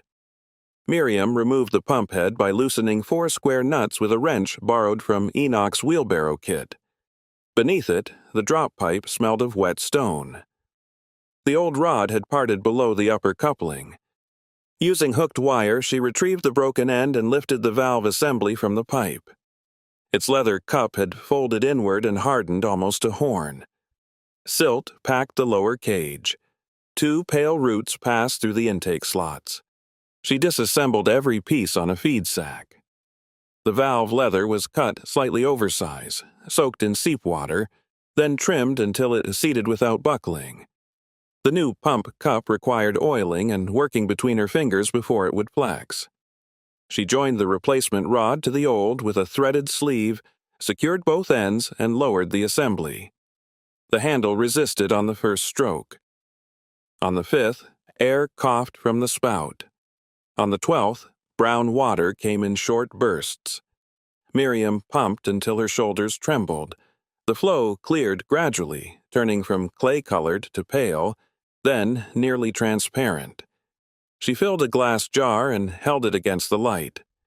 Fine sediment continued to move. She set the jar aside for settling and returned to the seep. The well could wait for testing. The chimney could not. The manual advised inspecting from both firebox and roof, measuring the flue before choosing equipment, and never assuming a chimney was open merely because light could be seen from below. Bird nests, fallen brick, and creosote shelves could leave enough space for light while still directing smoke into timbers. Miriam read the chapter twice. Then she read it once more with a pencil. She numbered the procedure. First, inspect the firebox and damper. Second, remove loose debris from the smoke shelf. Third, cover the hearth opening. Fourth, examine the cap and upper courses. Fifth, lower a weighted line to measure obstruction. Sixth, clean from the top downward in controlled passes. The damper had rusted halfway closed. She worked it loose with lamp oil in the narrow end of the folding rule, moving it less than an inch at a time. Behind it lay soot, twigs, feathers, and the matted lower edge of a nest. She spread 2 feed sacks over the hearth and tucked their edges beneath stones. A third she nailed across the fireplace opening, leaving a narrow slit for the wire. Outside, she set the ladder against the western eave. The ladder belonged to the cottage. It had been stored beneath the collapsed shed roof, where damp had entered one rail. Miriam tested each rung flat on the ground, rejected 2, and replaced them with pieces cut from the broken coat rack. She tied the upper rails together with stove wire and fastened the base to a walnut root. The roof shingles felt soft beneath her knees. She moved along the nail lines where rafters offered support and avoided the depression above the eastern room. At the chimney, she wrapped one arm around the stone lower course before looking upward. The brick stack was worse at close range. Mortar had fallen from the windward joints. 2 bricks near the cap shifted under hand pressure. A young maple had rooted in the soot, its stem no thicker than a pencil but its roots passing deep into the flue. Miriam removed the loose cap bricks one by one and set them flat on the roof. Beneath them lay a nest of sticks, wool, feathers, corn husk, and one faded piece of blue cloth. She pulled until the bundle resisted. Then she stopped. The manual warned against forcing an obstruction that might be tied around an internal ledge. She returned to the ground, fed the stove wire upward through the damper, and measured where it met the nest. Back on the roof, she used the hooked end of the wire to loosen the bundle from below while lifting from above. The nest came free at noon. It was 3 feet long. Beneath it, black creosote narrowed the flue to a rough oval. Some deposits were dry and flaky. Others had hardened into glossy ridges that reflected sunlight like coal. Miriam weighted 2 feed sacks with rounded creek stones, tied them around the stove wire, and lowered them into the chimney. The first pass descended 4 feet and stopped. She lifted, turned the bundle, and lowered it again. Creosote broke loose in heavy pieces. Each fall struck the covered hearth below with a dull report. She repeated the motion until her arms burned. At intervals, she descended and removed debris through the fireplace slit. The soot was fine enough to enter her sleeves, collar, hair, and the skin around her eyes. She dampened it lightly before carrying it outside, preventing the wind from returning it to the room. The work lasted 6 hours. By late afternoon, the weighted sacks passed from chimney cap to smoke shelf without obstruction. Miriam lowered a lantern on the wire and examined the flue from below with a piece of mirror propped against the fireback. The inner lining was cracked near the upper offset but remained continuous. No daylight showed through the sidewalls. She cleaned the soot shelf with a narrow garden hoe borrowed from Enoch. Then she brushed the firebox joints, gathered the final creosote, and removed the covering from the hearth. Black dust had escaped around one corner and spread across the floor she had swept that morning. Miriam stood looking at it. Then she laughed once, quietly, because Tobias had often said a clean repair was usually preceded by a larger mess than the original failure. She swept until dark. The first fire waited another day. She wanted the loosened mortar to dry and the room to air. She wanted a bucket of water beside the hearth, a clear path to both doors, and daylight enough to see whether smoke escaped through brick joints. On the following morning, she carried 3 buckets from the seep. One remained near the fireplace, one went beneath the roof leak. The third she used to scrub soot from the hearthstone. She built the test fire in layers. 2 twisted pages from an expired advertisement. Dry walnut leaves, pencil-thick twigs, 4 pieces of split wood no wider than her wrist. She opened the damper fully and held a candle near the upper firebox. The flame bent inward. Draft. Miriam lit the paper. Smoke rose, hesitated beneath the throat, then entered the flue. The twigs caught. Flames moved upward through them with a low, dry sound. She watched every mortar joint around the chimney breast. No smoke appeared. She added one piece of wood. The room changed gradually. Cold withdrew first from the hearth, then from the boards nearby. Moisture darkened on the limestone and disappeared. The scent of old soot mingled with walnut smoke, no longer stagnant, but moving. Miriam placed the coffee pot over the coals. Into it went seep water, cornmeal, salt, and a spoonful of bacon fat. She stirred until the meal thickened, then added broken pieces of bacon and let the pot rest near the edge of the fire. It was the first hot meal prepared inside the cottage in years. She ate from the tin cup, seated with her back against the counter. Steam warmed her face. Outside, wind pressed the reeds in long traveling bands. Inside, the chimney drew cleanly. She kept the fire modest. Before sleeping, she spread the ashes thin and covered them with the iron fire screen found behind the workbench. The next morning, Miriam began the inventory of the back room. She approached it as Tobias had approached a damaged gate, without deciding too early what anything meant. The workbench measured 9 feet 3 inches long, 31 inches deep, and stood on 6 legs mortised into a lower rail. Its top was black walnut, nearly 4 inches thick, with a trough along the rear edge for tools. 3 round holes suggested bench dogs. A wooden screw vise remained attached to the left end, frozen by damp but unbroken. She opened the upper left drawer. Inside lay 7 square nails, 2 brass screws, a lump of beeswax, and a folded receipt from an iron foundry in Wheeling, dated April 1886. The second drawer held wooden templates cut into curves. Each had a number written in ink and a hole for hanging. The third contained rust flakes and 1 small iron key. Beneath the bench stood 6 shallow trays. The first held auger bits wrapped in oilcloth. The second contained files arranged from coarse to fine, though 2 were missing. The third held fragments of leather belting, copper rivets, and a hand punch. The fourth was filled with wooden shims labeled by thickness, 1/16, 1/8, 3/16. The fifth contained limestone dust hardened into cakes. The sixth would not open. Miriam checked for swollen wood, hidden nails, and a bent runner. The drawer moved less than half an inch before meeting something solid at the back. She left it closed. On the wall, pegs hung a plumb bob without its line, 2 saw handles without blades, a brace missing its chuck, and a set of dividers whose hinge still moved. Beneath them, the leather strap proved to be a belt from a small pulley system. A cabinet near the dry sink held jars, lampblack, red ochre, whiting, powdered rosin, hide glue granules. 1 jar contained black seeds labeled Water Iris, 1887. Another held 3 pieces of white mineral scale scraped from a pipe. A note beneath them read, North Spring, Lower Gallery. Flow steady after drought.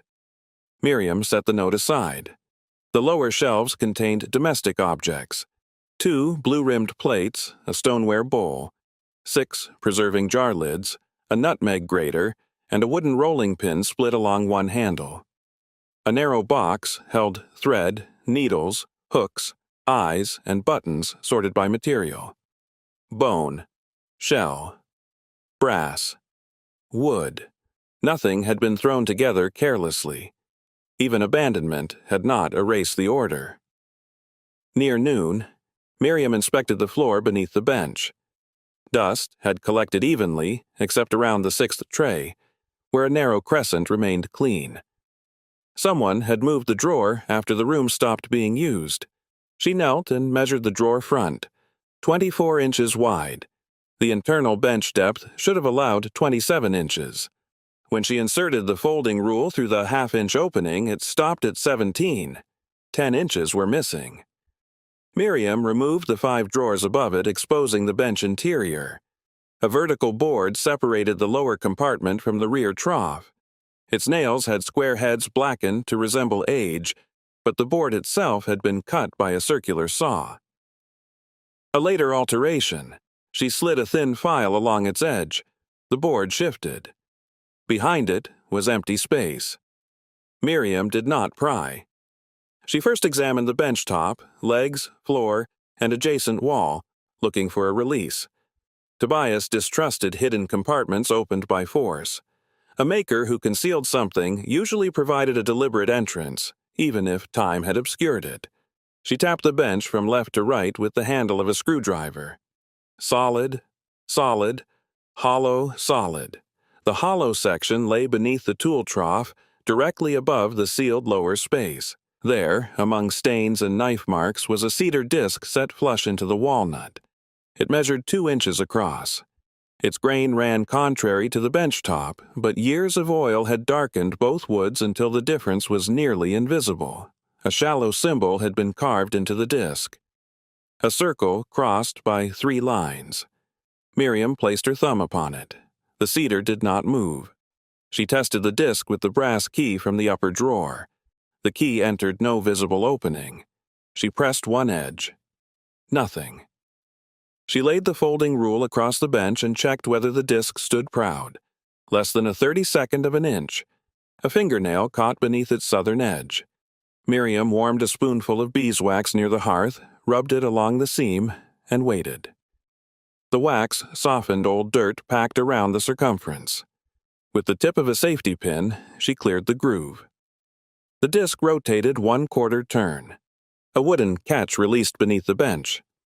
The 6th drawer moved outward. It was heavier than its size allowed. Miriam supported the bottom with one hand and pulled slowly with the other. Behind the ordinary drawer front was a cedar box nearly 10 inches deeper than the visible compartment fitted between the bench rails. The box had no lock.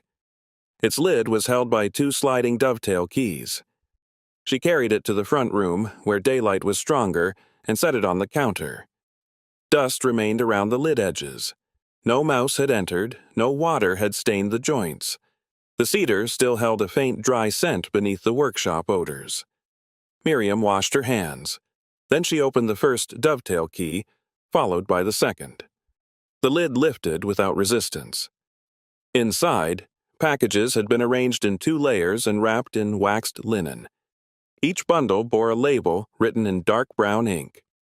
Level and sighting tools, stone tools, patterns personal to letter. Miriam touched none of them immediately. She examined the box construction first. The corners were hand-cut. The underside carried the Millwright's mark and the date, 1890. Beneath it, another name had been written in pencil but rubbed until only the final letters remained. ANC. She returned the box to the counter and opened the largest package. The waxed linen crackled but did not tear. Within it lay a cedar gradient frame, its glass vial intact and its brass adjustment screw bright beneath a coat of oil. Tobias's level. Miriam knew the shallow scar near one corner where she had dropped it at 14. She knew the burn mark along the underside from the winter he set it too near the stove. She knew the 3 small brass tacks he had driven beside the vial after replacing a split insert.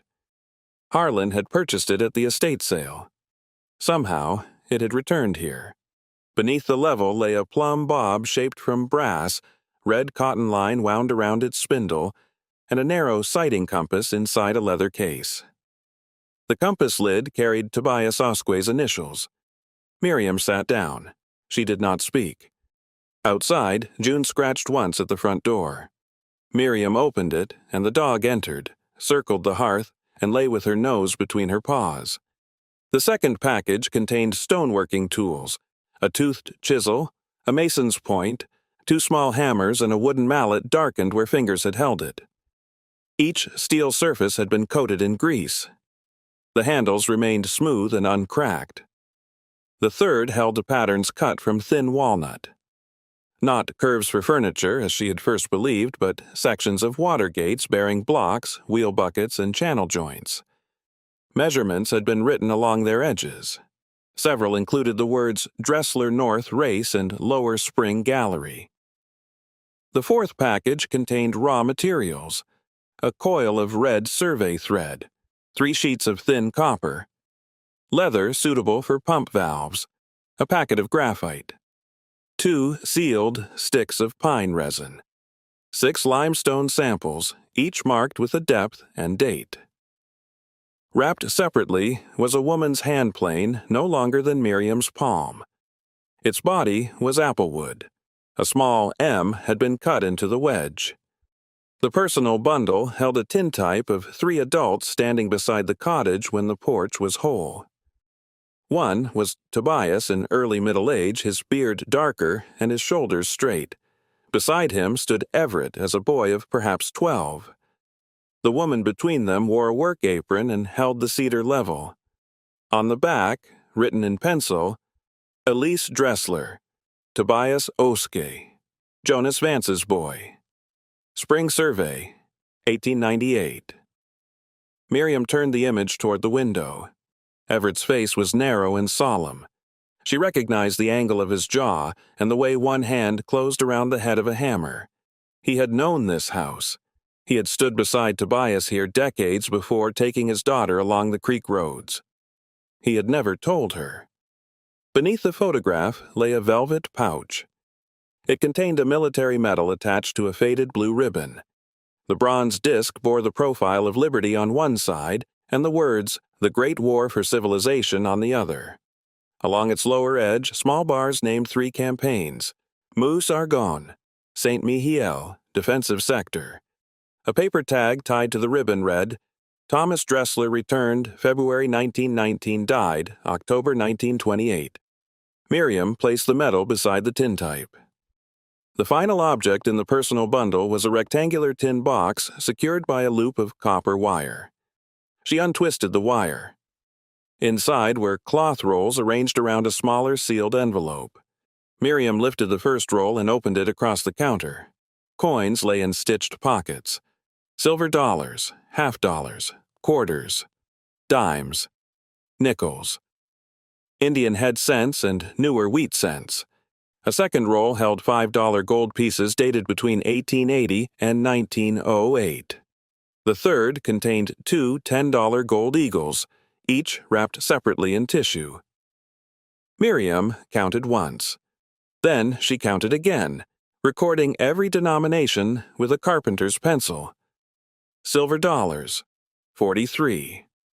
Half dollars, 76. Quarters, 112. Dimes, 189.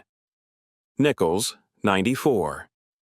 Cents, 217. $5 gold pieces, 11.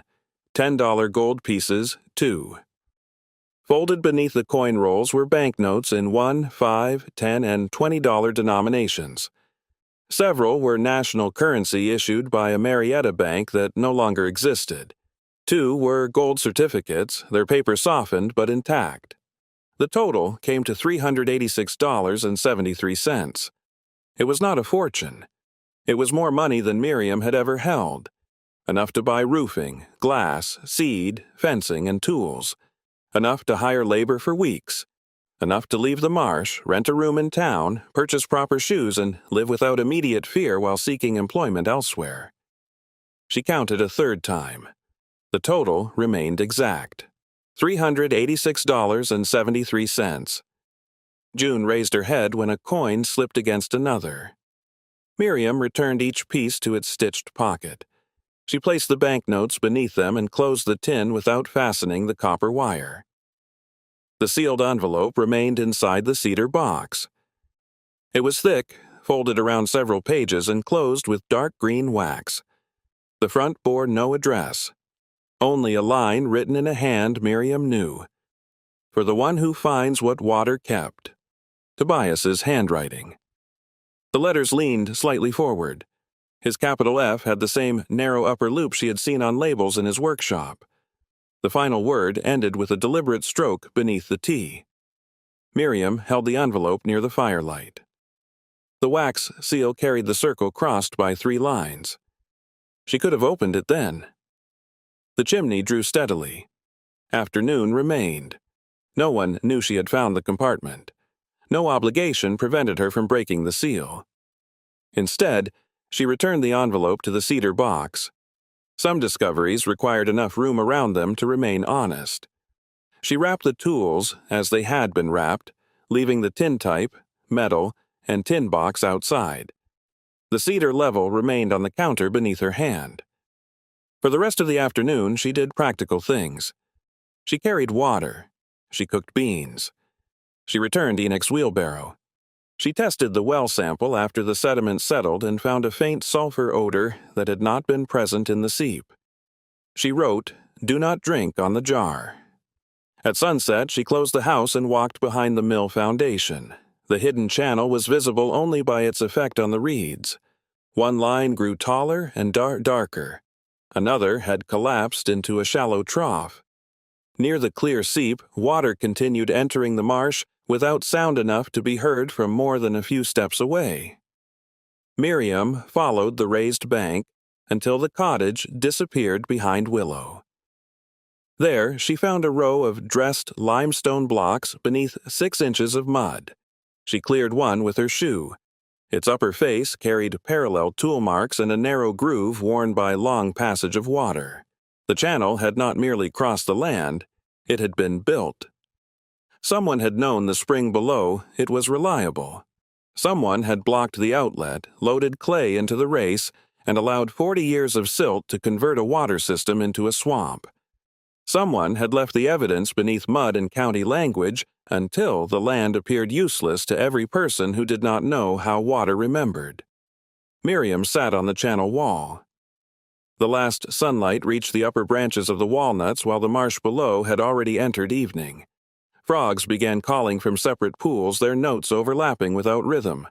A heron lifted from the reeds and passed low above her, its legs trailing straight behind. In the cottage waited the handwriting of a dead man, the tools taken from his workshop, the image of her father beside a woman whose name had never been spoken, and a sum of money kept through years when the roof failed and the county prepared to erase the building. Miriam did not read the letter that night. She placed it beneath the folded blanket and slept beside the hearth with the cedar level near her hand. Rain began after midnight, gentle enough that each drop could be heard entering the standing water outside.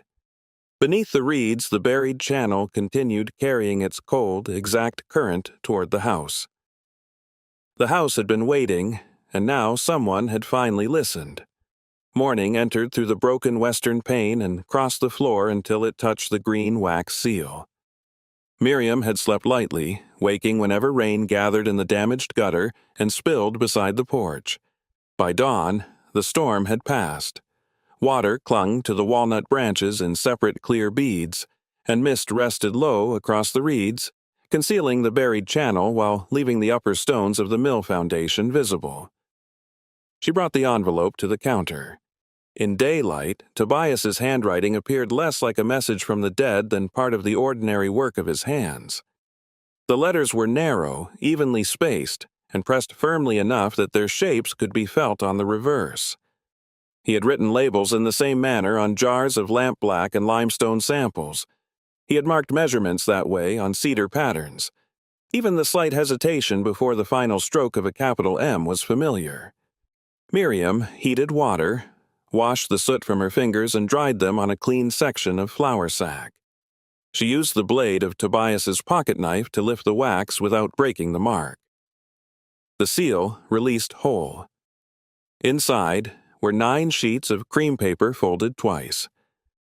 Their edges had yellowed, but the center remained pale.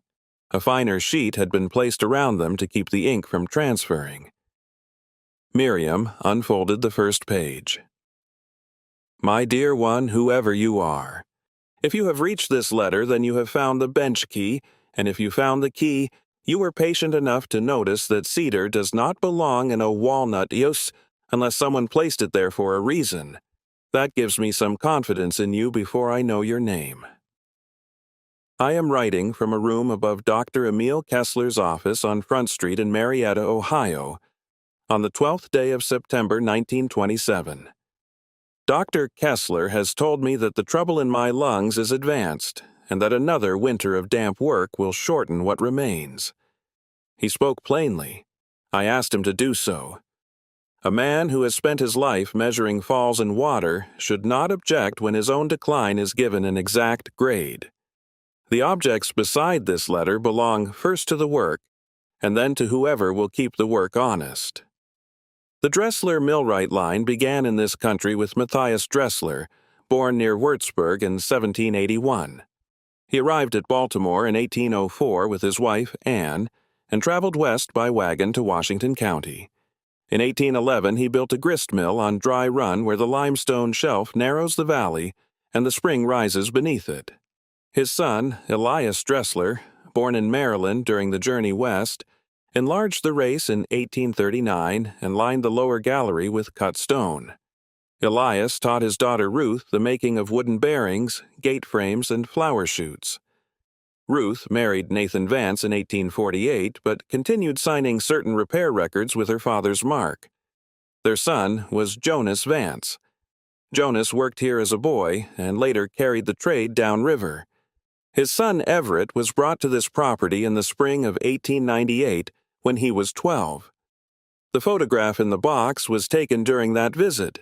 The woman holding the level is Elise Dressler, daughter of Samuel Dressler and the last member of that family to operate the mill.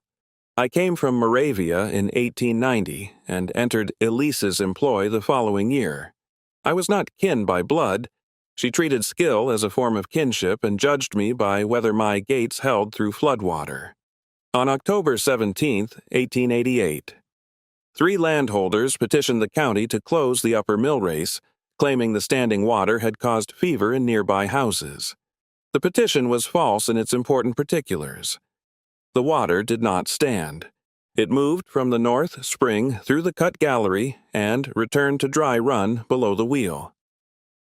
The channel was blocked before the county completed its inspection. 40 wagon loads of clay were placed in the lower race, followed by timber waste from the Boyd saw tract. Water backed through the meadow and drowned the road, the orchard, and the eastern foundation. The mill remained operable for a time through the spring gallery, but the land around it became marsh. The Dresslers could not pay the assessments imposed after the flood. Samuel lost the western acreage. Elise kept the cottage and the spring entrance, though almost no one understood the value of either.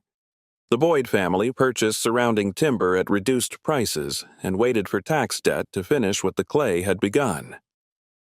For more than 30 years, those who knew remained silent. Some feared losing their farms. Some believed the original survey had been destroyed. Some had taken money. Others had grown tired and called their tiredness peace. I include myself among the silent.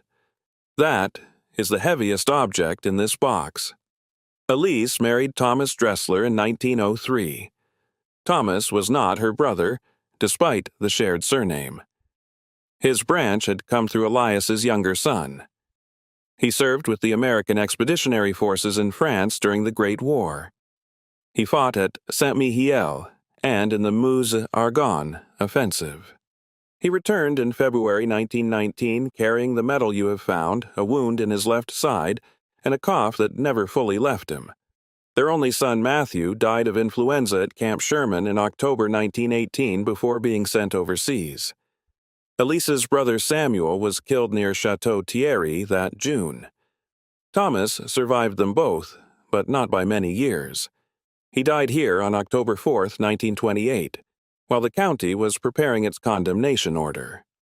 Elise left the property before winter and asked me to preserve what could be preserved.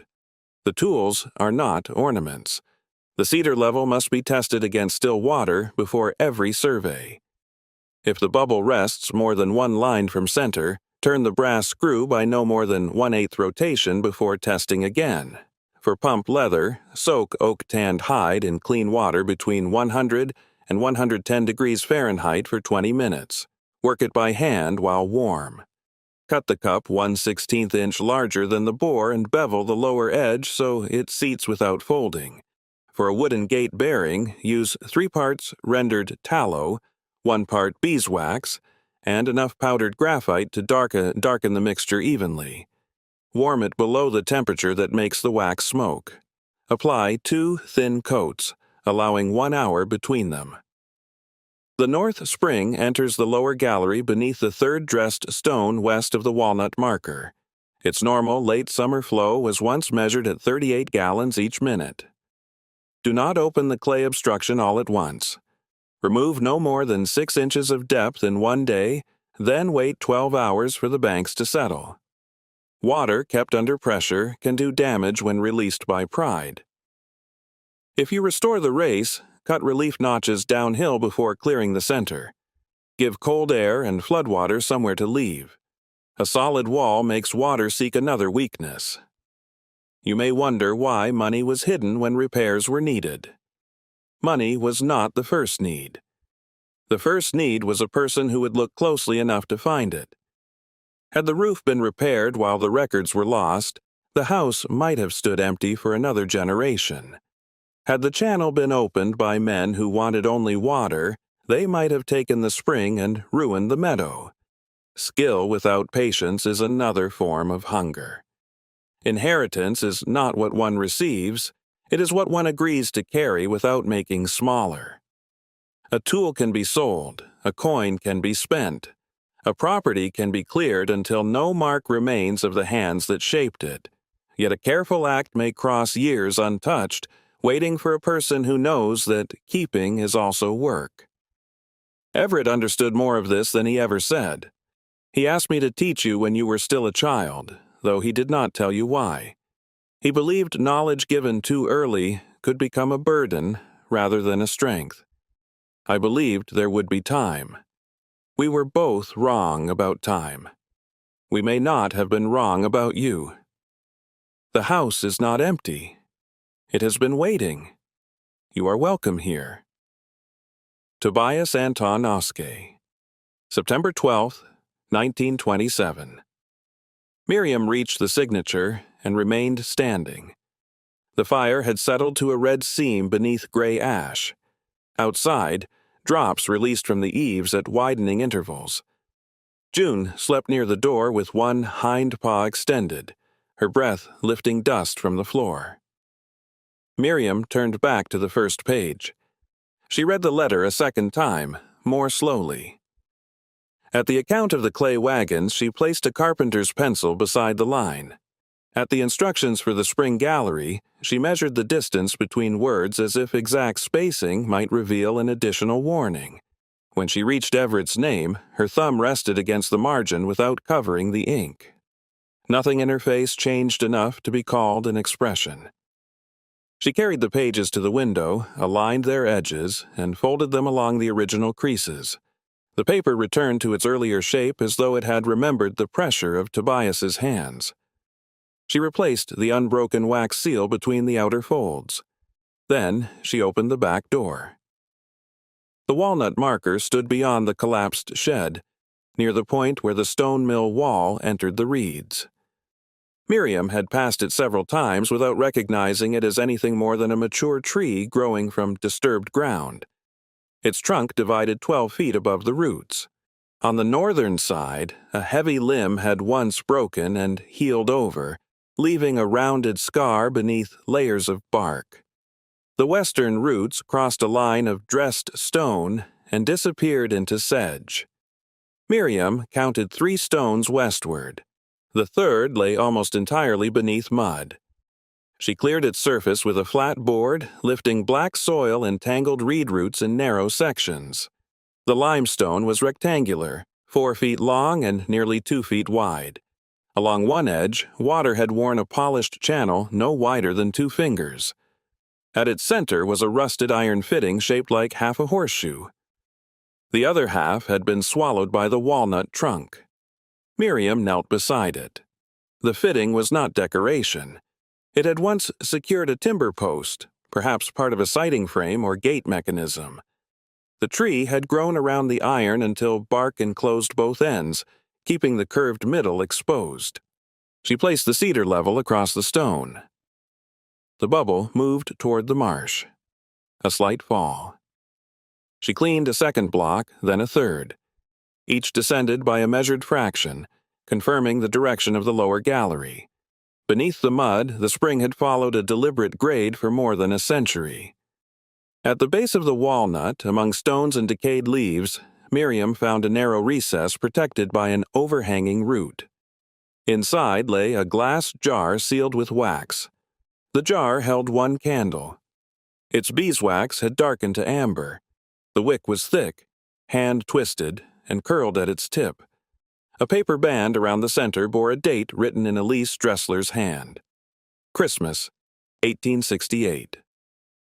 Miriam carried it inside. She did not place the candle in the rusted tin holder she had used during the previous nights. Instead, she opened the personal bundle and removed a low, brass candlestick wrapped beneath the tintype. Its base carried the Dressler mark, worn faint by polishing. She trimmed the wick to 1/4 inch. The manual contained no directions for lighting a candle more than 60 years old, but Tobias had taught her that dried wax cracked when warmed too quickly. She held the base near the hearth until the amber surface softened beneath her thumb. Then she touched a match to the wick. The flame began as a blue point. It leaned, diminished, and nearly vanished. Miriam cupped one hand around it without touching the wax. After several seconds, the wick caught. A steady yellow flame rose above the brass cup. Light moved across the counter, reaching the cedar box, the metal, the photograph, and the carefully folded letter. The candle did not brighten the whole room. It illuminated only what stood nearest. Miriam set 4 objects around it: her father's folding rule, Tobias's level, Thomas Dressler's medal, the provisional expense sheet whose final figures had led her into the library. She stood before them until the window light changed from gray to silver. The letter had named inheritance as an agreement to carry something without making it smaller. Yet none of the people who had kept Miriam moving through the previous weeks had known what waited beneath the bench. Mrs. Canfield had set tea beside a porch door and never asked for an explanation. The produce driver had opened the back of his truck after Miriam helped with the crates. Miss Weller had brought county atlases from a locked cabinet and given her brown paper to shield the copied map from rain. Alma Pike had placed 82 cents on the counter, then found an old public debt to disguise the kindness. Doris Vale had covered a plate so the eggs would remain warm. Mr. Coyle had written $8 into a ledger without taking the deed. None had offered enough to transform a life by itself. Together, their acts had formed a road. Miriam took Tobias's red thread from her pocket and tied one end around the base of the brass candlestick. The other she looped through the handle of the folding rule. The thread was too short to reach the level or metal. It did not need to. Somewhere, years from now, you may remember a kindness that appeared too modest to matter when it was given. Perhaps someone left food beside a door, made room in a warm building, carried a burden without asking where you had failed, or spoke your name as though it still belonged to you. If such a kindness once kept you moving, tell us about it. Small mercies deserve a record, too. Miriam waited until the beeswax had formed a shallow, clear pool around the wick. Then she extinguished the candle between dampened fingers. The scent remained in the room: honey, smoke, and the faint mineral odor of the limestone hearth. She returned the coin rolls to the tin box and wound the copper wire around its latch. The banknotes went beneath them untouched. She wrapped the metal in its blue ribbon, though the cloth had grown fragile, and placed it beside the photograph. The letter she enclosed in fresh waxed linen cut from an unused portion of one package. She did not return the recovered objects to the hidden drawer. That night, she arranged them beside her blanket. The cedar level lay nearest the hearth, its glass vial reflecting the low fire. The folded letter rested beneath her father's photograph. Tobias's compass remained closed inside its leather case, pointing north whether anyone consulted it or not. June slept against Miriam's feet. Wind traveled over the marsh after midnight, but the loose sign no longer struck the wall. Miriam had secured it before supper with a length of stove wire and one square nail from the workbench drawer. Inside, the house gave its familiar sequence of sounds. The northern wall settled. The roof answered the falling temperature. Water passed beneath stone. Miriam slept with the inheritance close enough that, when she turned in the dark, her hand rested against the cedar box and kept it from shifting on the floor. The first snow came on December 2nd, beginning before dawn and settling 6 inches deep by noon.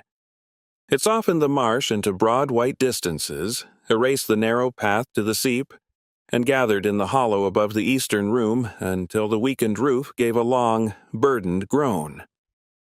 Miriam heard it from the hearth and was outside within minutes, clearing the lowest drifts with a grain shovel borrowed from Enoch Bell. Snow revealed what rain had concealed. The eastern pitch had sagged nearly 4 inches between ridge and eave. 2 cedar shingles slipped free beneath the shovel and broke against the porch. Meltwater already darkened the lath below them. Miriam opened the Farm Home Repair Companion to the roofing chapter and read it 3 times. The first reading gave her sequence. The second gave her measurements. The third showed how much she did not yet know. She measured the eastern roof at 22 feet from ridge to eave and 34 feet from front gable to rear. The western pitch remained serviceable except around the chimney, but replacing only the failed section would leave an unreliable seam where new felt met aged shingles. She made the calculation twice. 748 square feet per pitch. 1,496 square feet total. Allowing 15% for breakage, starter courses, ridge caps, and narrow cuts around the chimney, she would need approximately 1,720 square feet of cedar shingles. Roofing felt would require 6 rolls if overlapped 4 inches.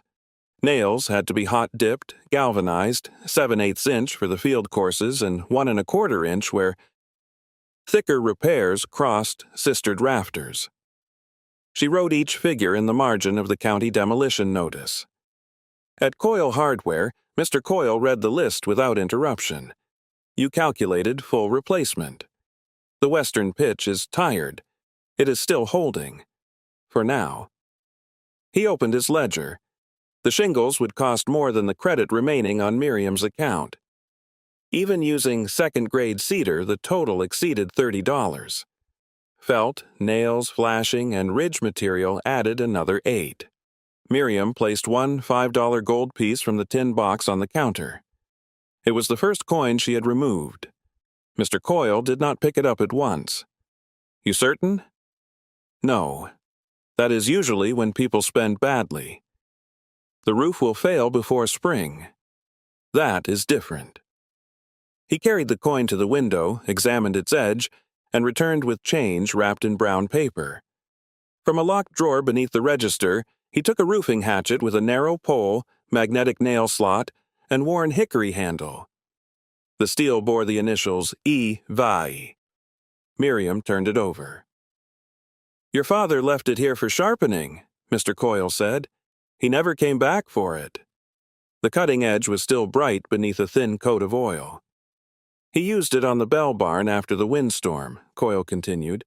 Said a roofing tool should balance at the first finger, not the middle. Miriam tested it. The head settled exactly where Everett had preferred. She closed her hand around the grip. Mr. Coyle wrote nothing in the ledger for the hatchet. The shingles arrived 2 days later on Enoch's wagon, stacked beneath canvas. Beside him sat a narrow man in a dark wool coat whose beard had been clipped close enough to show the angular line of his jaw.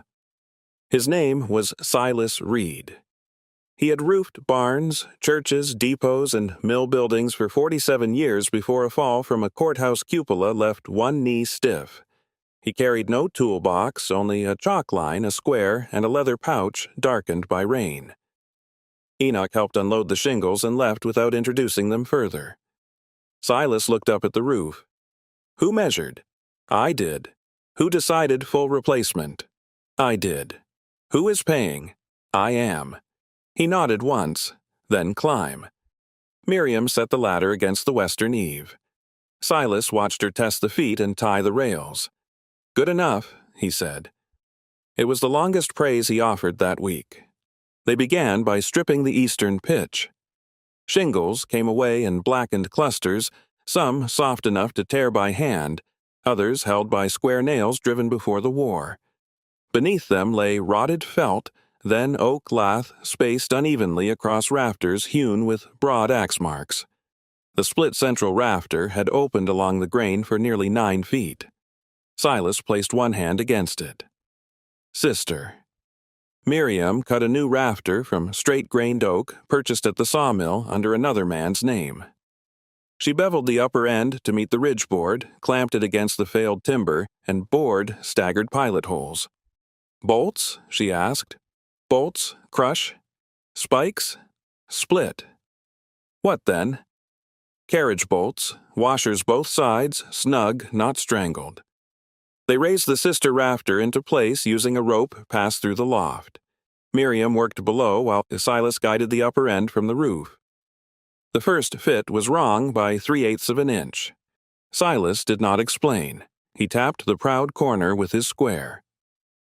Miriam lowered the timber, planed the bevel, and raised it again. This time, the surfaces met cleanly. "Keep it," he said. They repaired 4 secondary rafters, replaced 23 feet of split lath, and laid new felt from eave upward, each course overlapping the one below. Silas snapped the first chalk line 9 inches above the drip edge. Why 9? Starter plus exposure. Miriam waited. He looked at her. 5 inches showing. Never chase the crooked eave. The first shingle course began doubled, joints offset by at least 1.5 inches. Each shingle received 2 nails placed 3/4 inch from the edge and 1 inch above the exposure line. Silas drove nails in 3 strokes: set, drive, seat. He handed Miriam the hammer. Her first nail stopped slightly high. That nail's proud. Miriam checked it. Pull it. She drew it with the hatchet notch and began again. By the 4th day, she could drive the 3-stroke nail without bruising the cedar. By the 6th, she cut chimney angles with the roofing hatchet and kept the grain from splitting. By the 8th, Silas allowed her to snap the chalk line. The weather remained below freezing each morning. Frost whitened the felt until sun reached the roof. Their breath passed over the shingles while they worked. Silas never accepted the food Miriam offered at noon. He carried 2 biscuits and an onion in his coat pocket and ate seated on the porch step.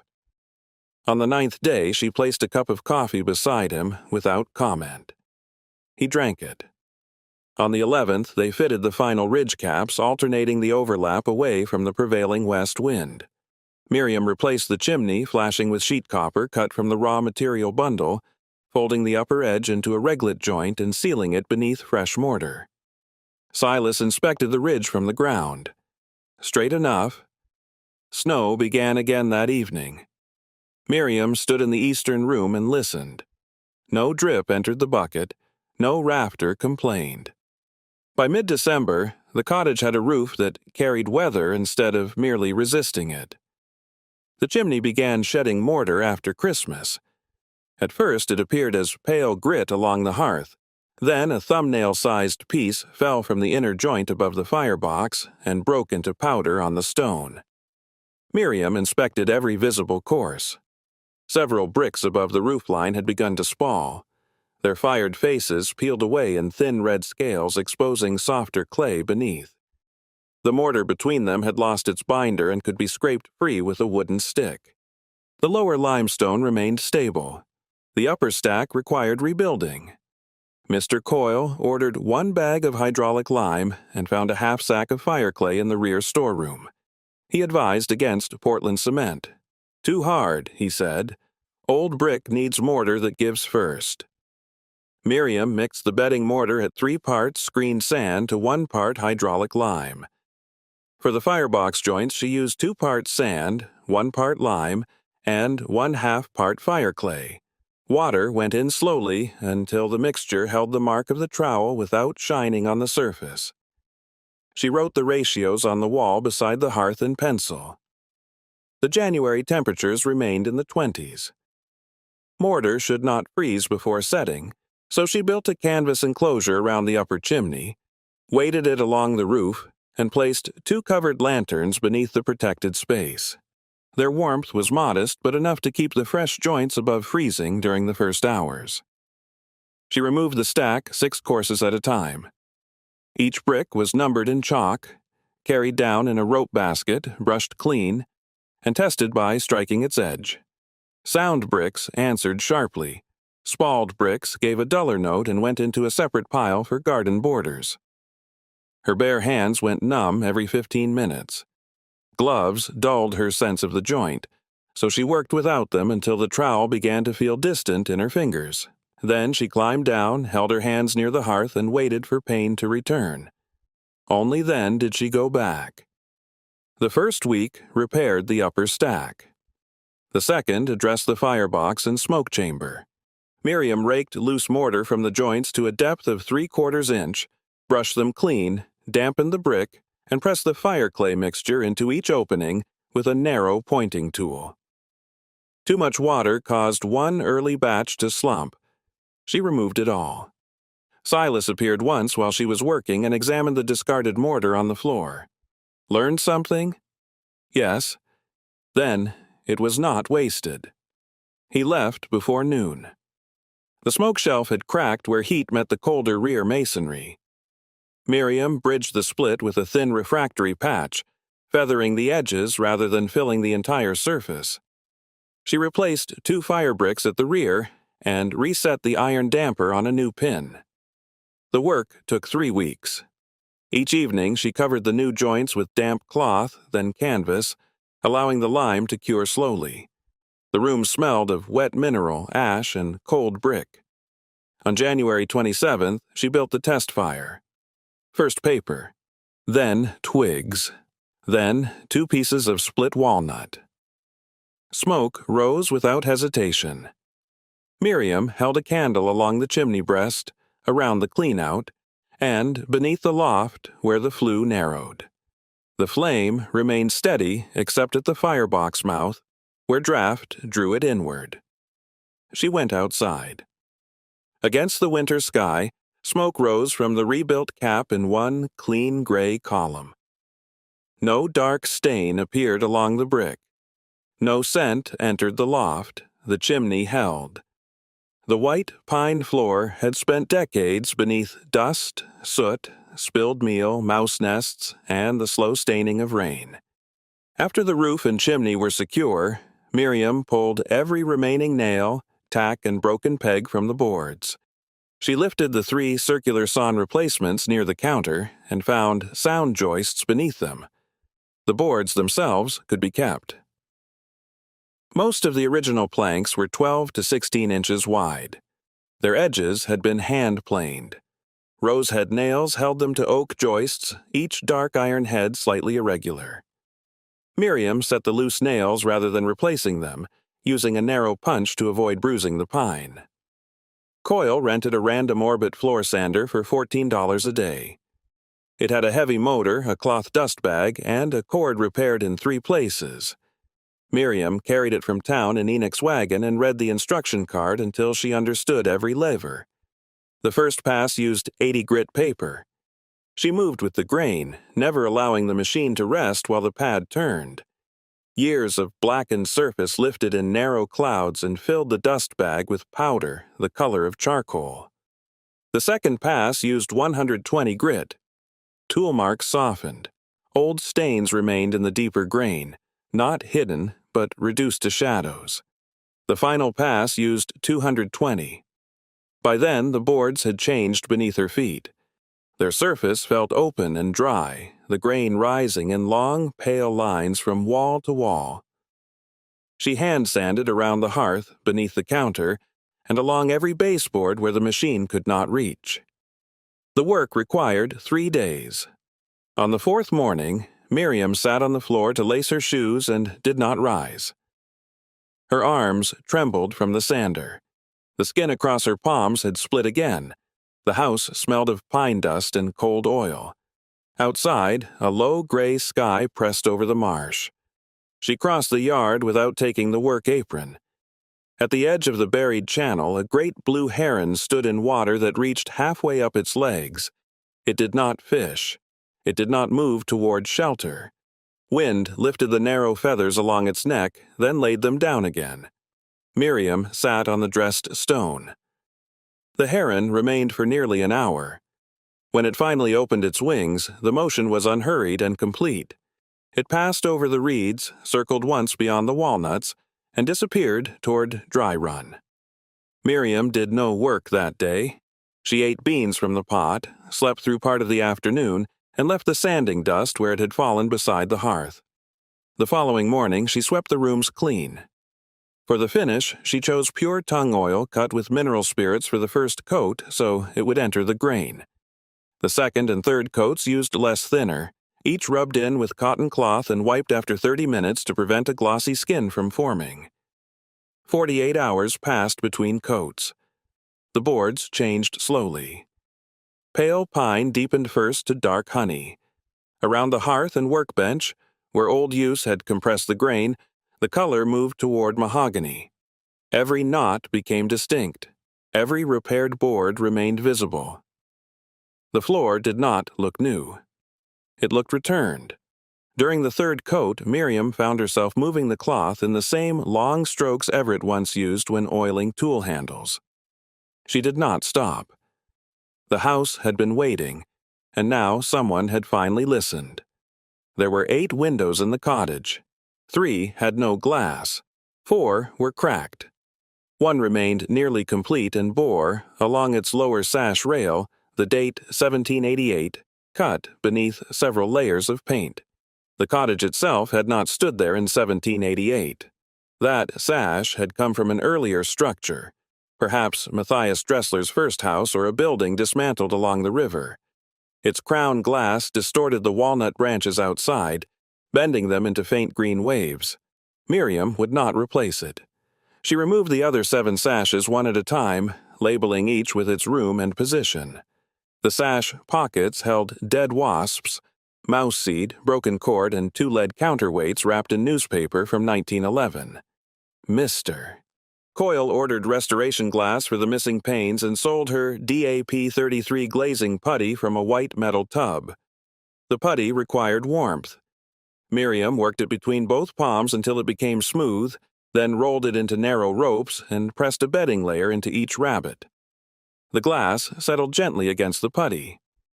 Glazier's points went in every 8 inches, driven flat with the side of a putty knife. The final bead was too heavy on her first attempt. She scraped it out and began again. A proper bevel rose from the glass edge to the sash face in one clean angle, narrow enough to remain hidden behind the interior sightline. She dipped the knife in linseed oil, drew it along the putty, and lifted at each corner without dragging. For the sash cords, she used 1/4-inch braided cotton. Each cord passed over the pulley, down into the pocket, and through the eye of the counterweight. Miriam tied a figure-8 knot below the hole, pulled it tight, and set the weight back into the wall cavity. The first sash rose unevenly. One cord was 1/2 inch too short. She reopened the pocket and corrected it. By the 5th window, both weights lifted together. By the 7th, she could judge cord length by holding the sash at full height and marking the line with her thumbnail. The original 1788 window required only one narrow patch of glass. Miriam cleaned the crown pane with vinegar and newspaper, removing smoke until the wavering surface caught the winter light. She left the carved date uncovered. On February 26th, she installed the final sash in the eastern room. Outside, a chickadee landed on a walnut branch level with the opening. Its black cap and white cheek appeared sharp against the pale sky. It turned once toward the glass, then toward Miriam, holding a sunflower seed between its feet. She eased the sash down. The cords took the weight. The frame settled into place without binding. For the first time since her arrival, all 8 windows closed against the cold. The walls revealed their weakness only after the windows closed. Before then, wind had entered through broken panes and moved freely behind the loose plaster, carrying away its dust before Miriam could see where it originated. Once the sashes held, pale powder began gathering along the floor near the chimney. 3 patches had failed. The first lay above the mantel, where heat had dried the plaster until it separated from the lath. The second followed a roof leak in the eastern room. The third, no larger than a dinner plate, had fallen behind the workbench and exposed the original oak strips beneath. The lath had been split by hand. Each strip was narrow, irregular, and fastened with square nails. Between them, the first plaster coat had pressed through and curled behind the wood, forming keys that held the wall in place. Horsehair crossed the exposed surface in fine dark arcs. Miriam tested the edges with the handle of a screwdriver. Sound plaster answered firmly. Loose areas gave a papery rattle. She removed only what had failed. Mr. Coyle found the horsehair in a burlap sack beneath a shelf of obsolete stove parts. The sack had been delivered to his father sometime in the early 1950s, though the hair itself had been gathered much earlier from a harness shop outside town. Was meant for a church ceiling, he said. What happened to the church? Used gypsum board, and the hair waited. He gave her enough to fill both hands. Miriam washed it 3 times in warm water, combed out the short tangled pieces, and cut the longest strands to 6 inches. For the base mixture, she used 1 part matured lime putty to 3 parts sharp sand, adding the horsehair gradually until each handful of mortar pulled apart with fine strands bridging the break.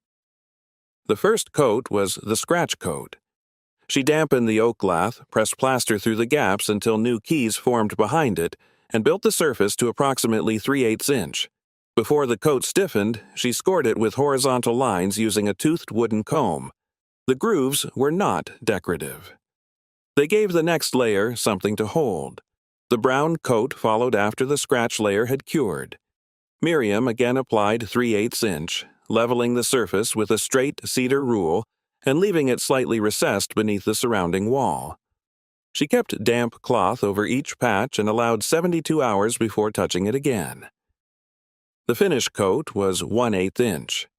For that mixture, she screened the sand twice and added more lime, working it with a steel trowel until the surface closed beneath gentle pressure. She feathered the new plaster into the aged wall without trying to conceal the boundary entirely. The patches dried lighter than the surrounding surface. In time, smoke, dust, and sunlight would bring them closer. Miriam stood before the repaired section above the mantel and placed her palm against it. The lime remained cool. These patches will hold another 100 years. The words were not a promise, they were a standard. Doris Vale began leaving paper bags on the doorstep before sunrise. The first contained 2 onions, a heel of cheese, and 4 slices of bread wrapped in wax paper. The second held dried apples and a jar of broth with a cloth tied over its lid. On the third morning, Miriam found coffee grounds, 1 cinnamon stick, and a wedge of pie whose apples had been cut thin enough to become almost transparent beneath the crust. Doris never knocked. Miriam carried the empty jars and folded bags back to the Blue Heron Cafe each Saturday. She washed dishes during the noon rush, scrubbed the iron griddle, and swept flour from beneath the pie counter. After the second week, Doris placed the broom against the wall. You are working off a debt that does not exist. The food has value. So does knowing someone ate it. Miriam set a clean cup upside down on the shelf. I cannot accept it indefinitely. Doris dried her hands on her apron. Pay me in candles when the shop reopens. Miriam looked toward the cafe windows.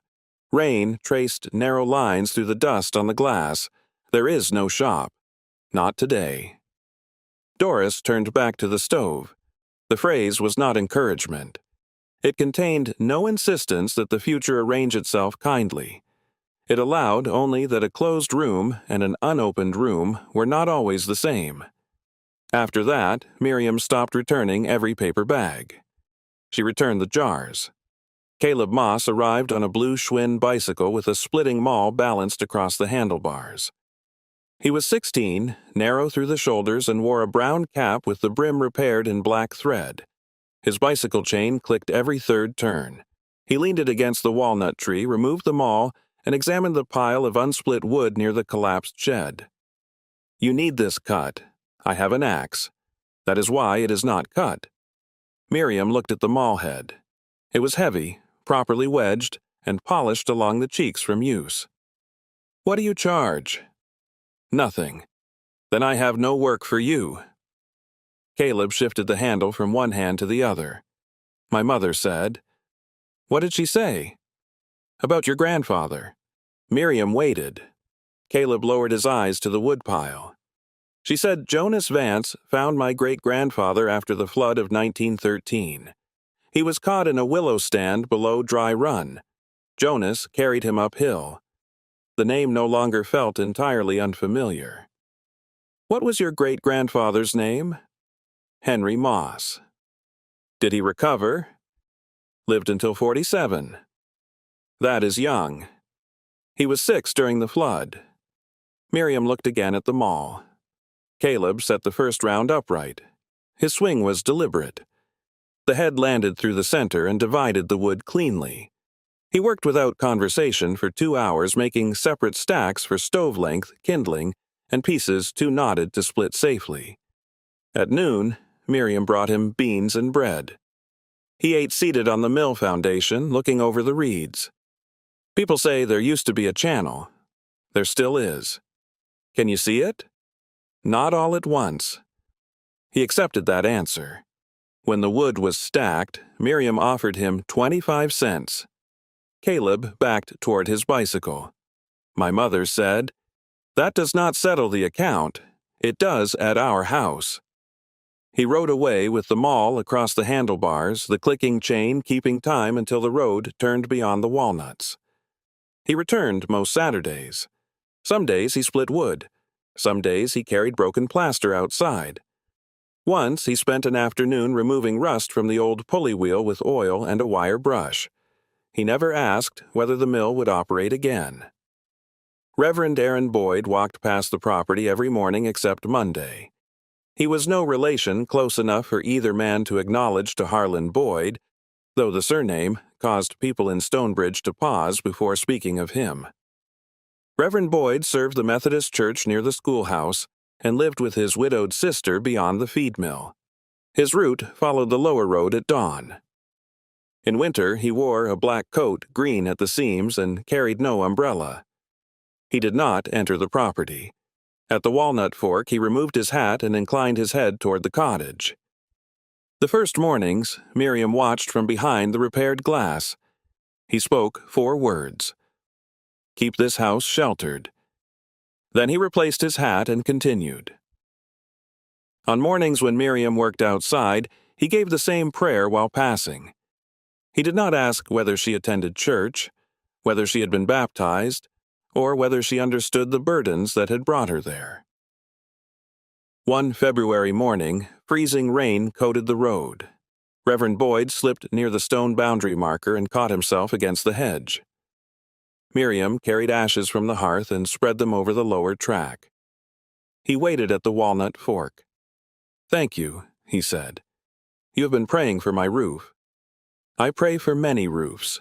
Do they all hold? No. He looked toward the cottage. But shelter is more than lumber. The next morning, his 4 words returned. The road beneath him had been sanded. Miriam postponed the cellar until February 11th. The door lay beneath the stair to the loft, disguised by 2 vertical boards and a wooden latch darkened to the same color as the wall. She had found it during the inventory, but left it closed while the roof leaked and the chimney remained uncertain. When she finally lifted the latch, cold air entered around her ankles. 7 granite steps descended beneath the workroom. The first was worn deeply along its center. The second had lost 1 corner. The third shifted slightly under pressure, though its visible face appeared intact. Below them, 4 more steps entered darkness. Miriam tied a rope around her waist and secured the other end to the workbench leg. She carried a lantern in one hand and Tobias's cedar level in the other. The cellar measured 12 feet by 15. Its walls were fieldstone laid in lime mortar. The ceiling beams were oak, blackened but dry. 3 shelves lined the northern wall, holding empty preserve jars, 2 stone crocks, and a wooden crate filled with metal lids. The floor was packed earth except at the center. There lay a single dressed granite slab. It measured 5 feet long, 3 feet wide, and nearly 8 inches thick at the visible edge. Unlike the fieldstone around it, the granite had been worked flat. At its center, cut deeply enough to collect dust, appeared the millwright's mark. A circle crossed by 3 lines. Miriam set down the lantern. She cleared the edges with a brush, but did not insert a tool beneath them. The slab might cover a cistern, a lower gallery, a grave, or nothing more than stable stone selected for heavy equipment. The letter had not mentioned it. That absence required restraint.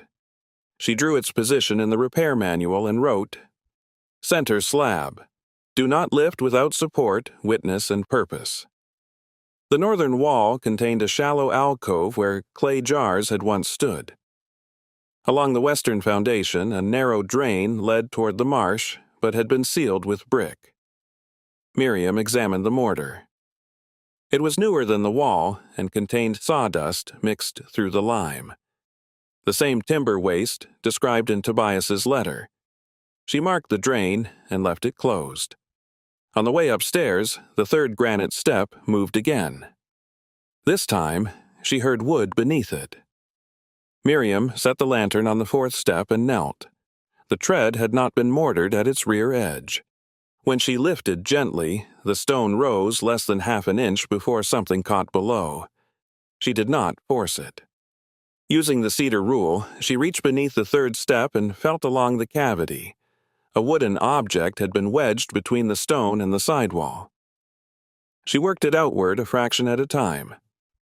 The oak box was no longer than a hand and fitted with a sliding lid. One corner had been crushed by the step, but the wood remained dry. Inside lay a brass key and a tintype photograph. The key was 4 inches long. Its bow had been shaped into the Dressler symbol, the circle forming the grip, and 3 narrow brass lines crossing its center. The bit contained 2 deep notches and 1 shallow tooth. No lock in the cottage matched it. The photograph showed a young woman standing before the same porch. The roof was straight. The mill sign hung level. Behind her, a portion of the wheel housing remained visible beyond the eastern wall. She wore a white blouse beneath a dark work apron. Her sleeves were rolled to the elbows. In one hand she held the applewood plane marked with the letter M. Her face stopped Miriam's breath. The resemblance did not lie in any single feature. The woman's hair was lighter, her mouth narrower, and her eyes set farther apart. Yet she held her chin in Everett's manner. One shoulder rested lower than the other. Her left hand closed around the plane exactly as Miriam's did when testing balance. On the back, written in faded ink, Mara Dressler, daughter of Matthias Dressler II, age 25, summer of 1903.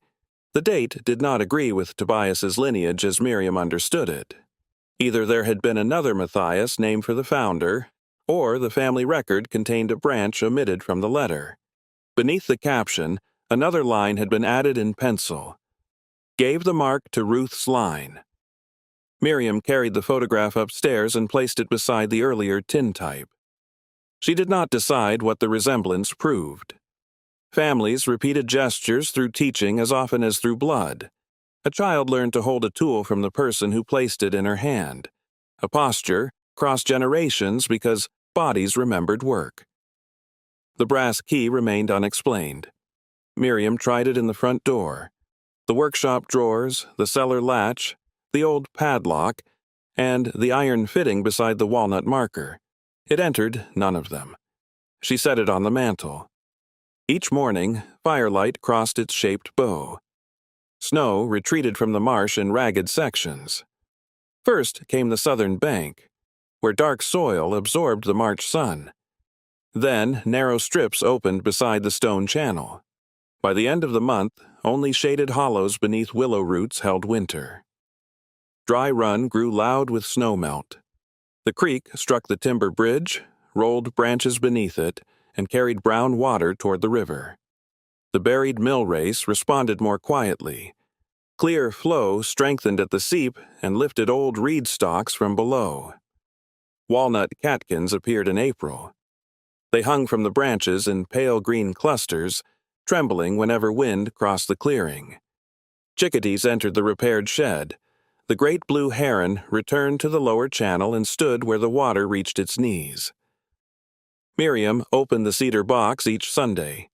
She cleaned one tool, studied one pattern, and copied one page of measurements. She did not begin the millwright trade that spring. The work required more than possession. She would order seasoned oak with 1 coin from the cash. She would practice gate joints on pieces no longer than her forearm. She would test the cedar level against still water, sharpen the chisels, and learn how Tobias had balanced a wooden bearing before trusting herself with the spring gallery. The money remained sealed except for the coin used on the roof. The channel remained closed except where water entered naturally through the seep. The granite slab remained in place. The brass key waited on the mantel. There was field work enough in the higher ground along the western boundary. Miriam marked a vegetable plot above the frost line, spread ashes and manure, and planted beans, potatoes, onions, and cabbage in rows measured with red thread. She purchased 2 young pigs from Enoch Bell. They rooted beneath the reeds where the bank was firm, loosening sedge roots and turning black soil without sinking beyond their knees. Miriam moved their enclosure weekly, watching how water gathered in the disturbed ground. Their work revealed stones. Not random stones, but another edge of the lower race.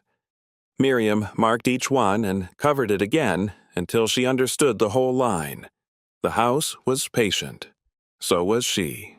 2 winters later, in December 1935, Miriam completed the first object she was willing to mark. It was not a mill wheel. It was not a gate large enough to control dry run. It was a white oak bearing block for the narrow sluice that carried spring water round the vegetable ground. The block measured 14 inches long, 8 inches wide, and 6 inches deep.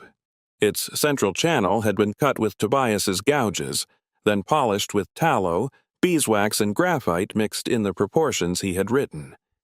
Miriam had made 3 earlier versions. The first split when its grain met water. The second held, but ran hot against the shaft. The third lasted 7 months before wearing unevenly along one edge. She kept all 3 beneath the workbench. The 4th fit. On the morning she installed it, the temperature stood at 26 degrees. Ice bordered the upper basin, but the spring continued flowing beneath it. Miriam opened the small test gate and allowed water to turn the practice wheel. The bearing made almost no sound. She placed 2 fingers against the oak after 10 minutes. Cool.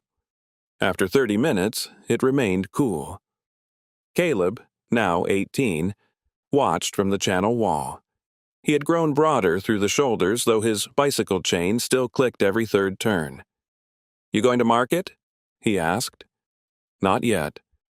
"How long does it have to run?" "Through thaw, and then through summer." He looked at the turning shaft. "That is a long test. It is a water tool." He nodded as if this settled the matter. The bearing survived spring flood, summer heat, and the first hard frost of November. Only then did Miriam remove it, dry the wood, and cut the mark into its underside. A circle crossed by 3 lines.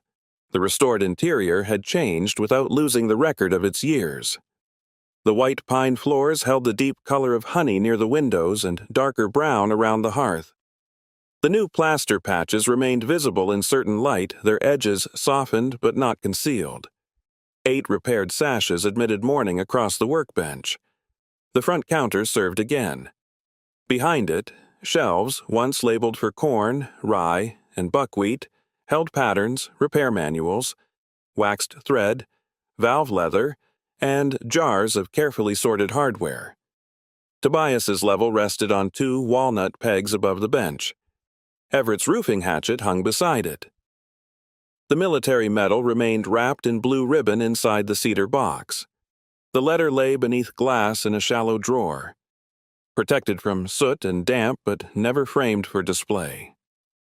Doris's beeswax candle stood on the mantel, made in payment for meals that had never been entered into a ledger. The brass key still lay beside it. Its lock was found after a lightning storm. On June 19, 1936, Wind broke the western limb of the walnut marker. The limb did not fall entirely. It split along the healed scar and remained suspended above the mill foundation. Miriam and Caleb removed it with a crosscut saw, lowering each section by rope. Beneath the torn wood, where bark had grown around the iron horseshoe fitting, a rectangular brass plate appeared inside the trunk. The tree had enclosed it almost completely.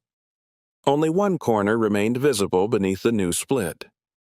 Miriam cleaned away loose fibers with the applewood plane. The plate measured 4 inches by 6 and contained a keyhole hidden beneath a rotating cover shaped like a walnut leaf. The brass key entered. It turned once.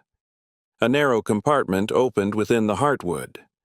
The cavity had been lined with copper to keep sap and water from entering.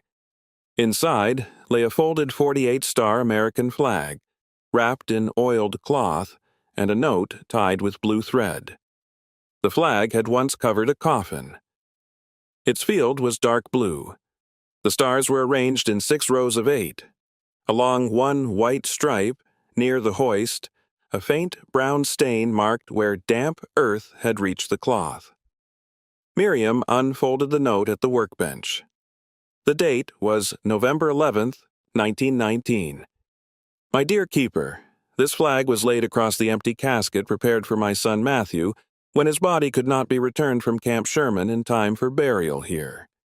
The Army later sent his effects, and we buried those beneath the walnut. Thomas came home carrying his own wounds and the medal now kept with Tobias. We placed the flag in the tree because cloth remembers service differently from stone. If the walnut has opened enough for you to find this, do not cut deeper. The living wood has carried what grief could not. Keep the flag dry. Speak their names once each year. Elise Dressler. Miriam read the note beside the open window. Outside, the walnut leaves moved around the wound where the limb had been removed. The tree remained healthy. New cambium had already begun forming along one edge of the split. She wrapped the flag in fresh cotton and placed it in the cedar box. The copper compartment remained open for 3 days while the wood dried. Then Miriam lined its cover with beeswax, returned Elise's note, and closed the brass plate. The key went back to the mantel. She did not cut farther into the trunk.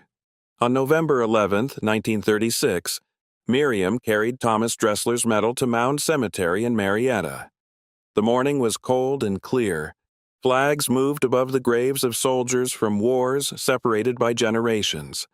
At 11, the courthouse bell sounded, and the people gathered among the stones became still. Thomas lay beside Elise beneath a modest marker near the eastern path. Matthew's name had been carved below theirs, followed by the words, "Died in service, Camp Sherman, 1918." Miriam placed the medal against the stone for the duration of the silence. Afterward, she returned it to the blue ribbon. No speech was made. No newspaper recorded the act. The coin cache remained largely untouched. One $5 gold piece had paid for the roof materials. A second purchased seasoned oak, 2 panes of restoration glass, and a set of drill bits Mr. Coyle had ordered from Cincinnati. A silver dollar paid Silas Reed's rail fare to visit his sister after his knee worsened, though he accepted it only after Miriam placed it inside his roofing pouch. 2 quarters purchased the first packet of vegetable seed. 1 dime paid postage on Tobias's compass when it was sent to a watchmaker for cleaning. The remainder stayed within the tin box. Miriam wrapped each roll again, placed the banknotes beneath them, and sealed the lid with copper wire. On top, she laid a card. For the next one. Not for comfort that can be earned. Not for display. For the work that cannot wait. She returned the tin to the hidden cedar drawer beneath the bench. The release disc remained visible to anyone patient enough to notice the cedar grain set within walnut. The shop reopened without a sign in a newspaper. Doris placed an index card on the cafe corkboard between a notice for a missing milk cow and an advertisement for piano lessons. M. Vance Pump, Leather, Gate Repair, Leveling, Small Waterworks. Leave name and road directions. The first customer brought a hand pump that lost prime. The second asked Miriam to examine a spring-house door swollen against its stone frame. The third owned a hillside field that remained wet in summer and dry during planting. Miriam found an abandoned drainage tile beneath the lower fence and advised him not to dig until he had mapped its outlet. By the end of 1937, 43 names had been entered into the mailing ledger. Some requested parts. Some sent measurements. Some mailed broken valves wrapped in newspaper. Miriam completed only the work she understood. When she did not know, she wrote so plainly and returned the deposit. No painted advertisement appeared above the porch. The weathered Dressler Mill office sign remained, its old lettering protected beneath linseed oil. Below it, Miriam fastened a modest card in the repaired window. Water and millwork, by appointment. Doris called this a failure of imagination. Miriam called it sufficient. Caleb returned one April morning carrying a long object wrapped in feed cloth. He had come by truck rather than bicycle. The Schwinn lay in the truck bed, its blue paint faded and the black repair still visible on the cap he no longer wore. He placed the object across the front counter. I made something. Miriam removed the cloth. The sign was black walnut, 4 feet long and 9 inches high. Caleb had planed the face smooth, rounded the corners, and carved the letters by hand. Vance and Daughters Millwrights and Waterworks. Miriam read it once. You misspelled the business. No, there are no daughters, not yet. There may never be. Caleb looked toward the photographs beside the workbench. Mara was one. She was not a Vance. Ruth was. Miriam touched the carved plural. The letters were not perfectly even. The second, A, sat 1/16 inch lower than the first. Tool marks remained in the background where Caleb had cut away the waste. Why daughters, she asked. Because sons already get put on signs. The answer had the plain construction of something he had considered for a long time. Miriam lifted the board. It was heavier than it appeared. Walnut from where? The broken limb. She looked toward the marker tree. Caleb had saved the sound Hartwood removed after the storm, dried it for nearly 2 years, and shaped the sign from a section that had once grown around the hidden flag. He placed 2 forged brackets on the counter. I made those at Moss's shop. You planned this thoroughly, my mother said. Miriam waited. Caleb's mouth shifted at one corner. She says that account is still open. They mounted the sign beneath the original mill board. Miriam would not allow Vance to cover Dressler. The 2 names remained visible, one above the other, separated by weather, craft, and the patient distance between keeping and inheriting. No daughters came to live at the cottage that year. The plural stayed. Women from nearby farms began bringing pump handles, broken hinges, cracked tool grips, and questions their husbands had dismissed. A schoolgirl named Helen spent one Saturday watching Miriam fit valve leather. Doris's niece learned to sharpen a plane iron. Caleb's younger sister copied the channel map and improved Miriam's lettering.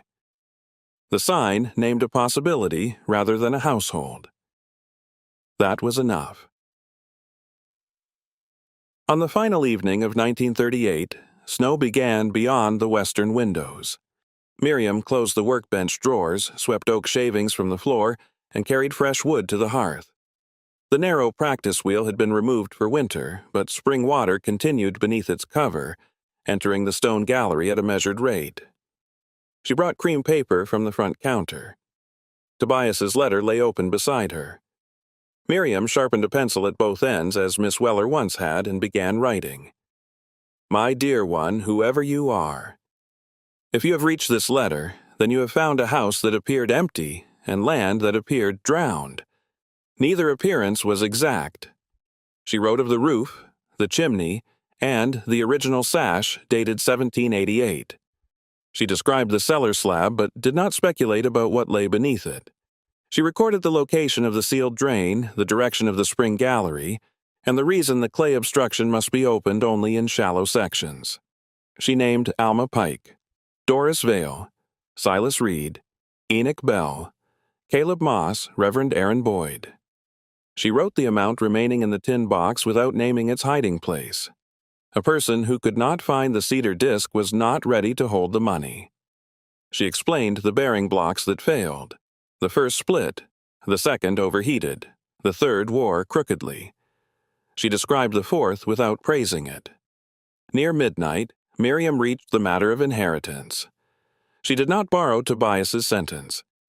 She had carried it long enough to know that repeating a truth exactly could sometimes make it smaller. Instead, she wrote, "What comes to you through another person's keeping is never entirely yours. Use it carefully. Add what your hands can add. Leave enough unspent, unopened, and unclaimed for someone whose need you cannot yet know." The fire settled lower. Snow covered the channel stones, the porch steps, and the road leading back toward town. The walnut sign darkened beneath a thin white edge. Miriam folded the unfinished pages and placed them beneath Tobias's letter. She would continue in the morning. Before extinguishing the candle, she touched the cedar level, then Everett's hatchet, then the brass key resting on the mantel. The house had been waiting, and now someone had finally listened. Years later, after Miriam's hair had silvered and Caleb's daughters learned to cut pump leather at the same workbench, the county replaced the timber bridge and restored the Dressler name to its water survey.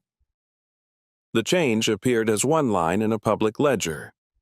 No ceremony accompanied it.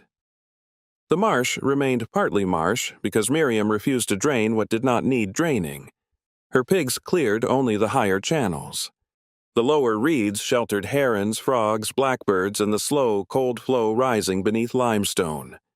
The mill wheel was never rebuilt at full size. A modest wheel turned beside the spring gallery for demonstrations and small shaft work. It ran when water permitted and rested when water required passage elsewhere. The cottage waited. It had always waited. And in the deputy clerk's desk, beneath expired permits and dog license forms, lay the single, worn dollar bill Alma Pike had later placed there to represent the fee she had corrected on Miriam's behalf. Alma never spent it. She wrote one sentence across its paper wrapper: "For the next deed that needs more patience than money,